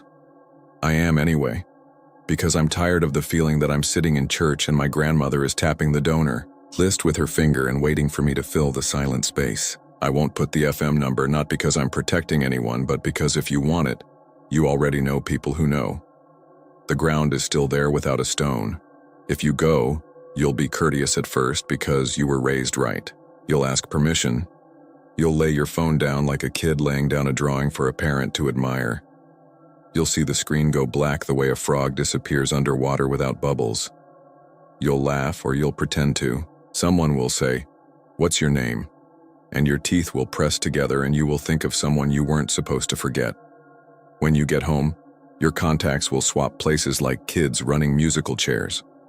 A man you barely knew will be in your favorites and you'll scroll fast so you don't have to see his name in the little heart icon. If you're unlucky, your voicemail will load without text and give you a voice that sounds like cigarettes and dry paper, telling you what you already know about the space on the ground where a name should be. I used to think names were a way to keep people. Now I think they're a way someone can keep you. I think there is a rectangle of dirt in Central Texas that was supposed to hold somebody, the way the earth holds everybody else, and something went wrong. Maybe a stone broke and nobody had the money to replace it. Maybe the person buried there did a bad thing and a family decided to punish them the only way they could. Maybe the person did everything right and somebody else took the money for the marker and drank it and said nothing. However it happened, the space where letters should be turned into a mouth. It asks the same thing because it only wants the one thing. It wants you to say it. It wants you to give it shape. It can't reach across and write itself, so it reaches through the small things that hold our names and rattles them until we do. If you go, bring cash for flowers for the other graves. Bring a flashlight you don't mind losing. Tell the people you go with what you won't say before you see the dirt because it's easier to keep a promise you made in the truck than it is to keep one you're trying to make to yourself when the radio is saying your last name like a school nurse. And when you hear it, when it rasps the sentence like it's correcting you for missing the point, remember that there are some things it's okay not to give, even when the whole weight of the air says that manners require it. I won't post a clip. I won't post a map. I'll say this and stop.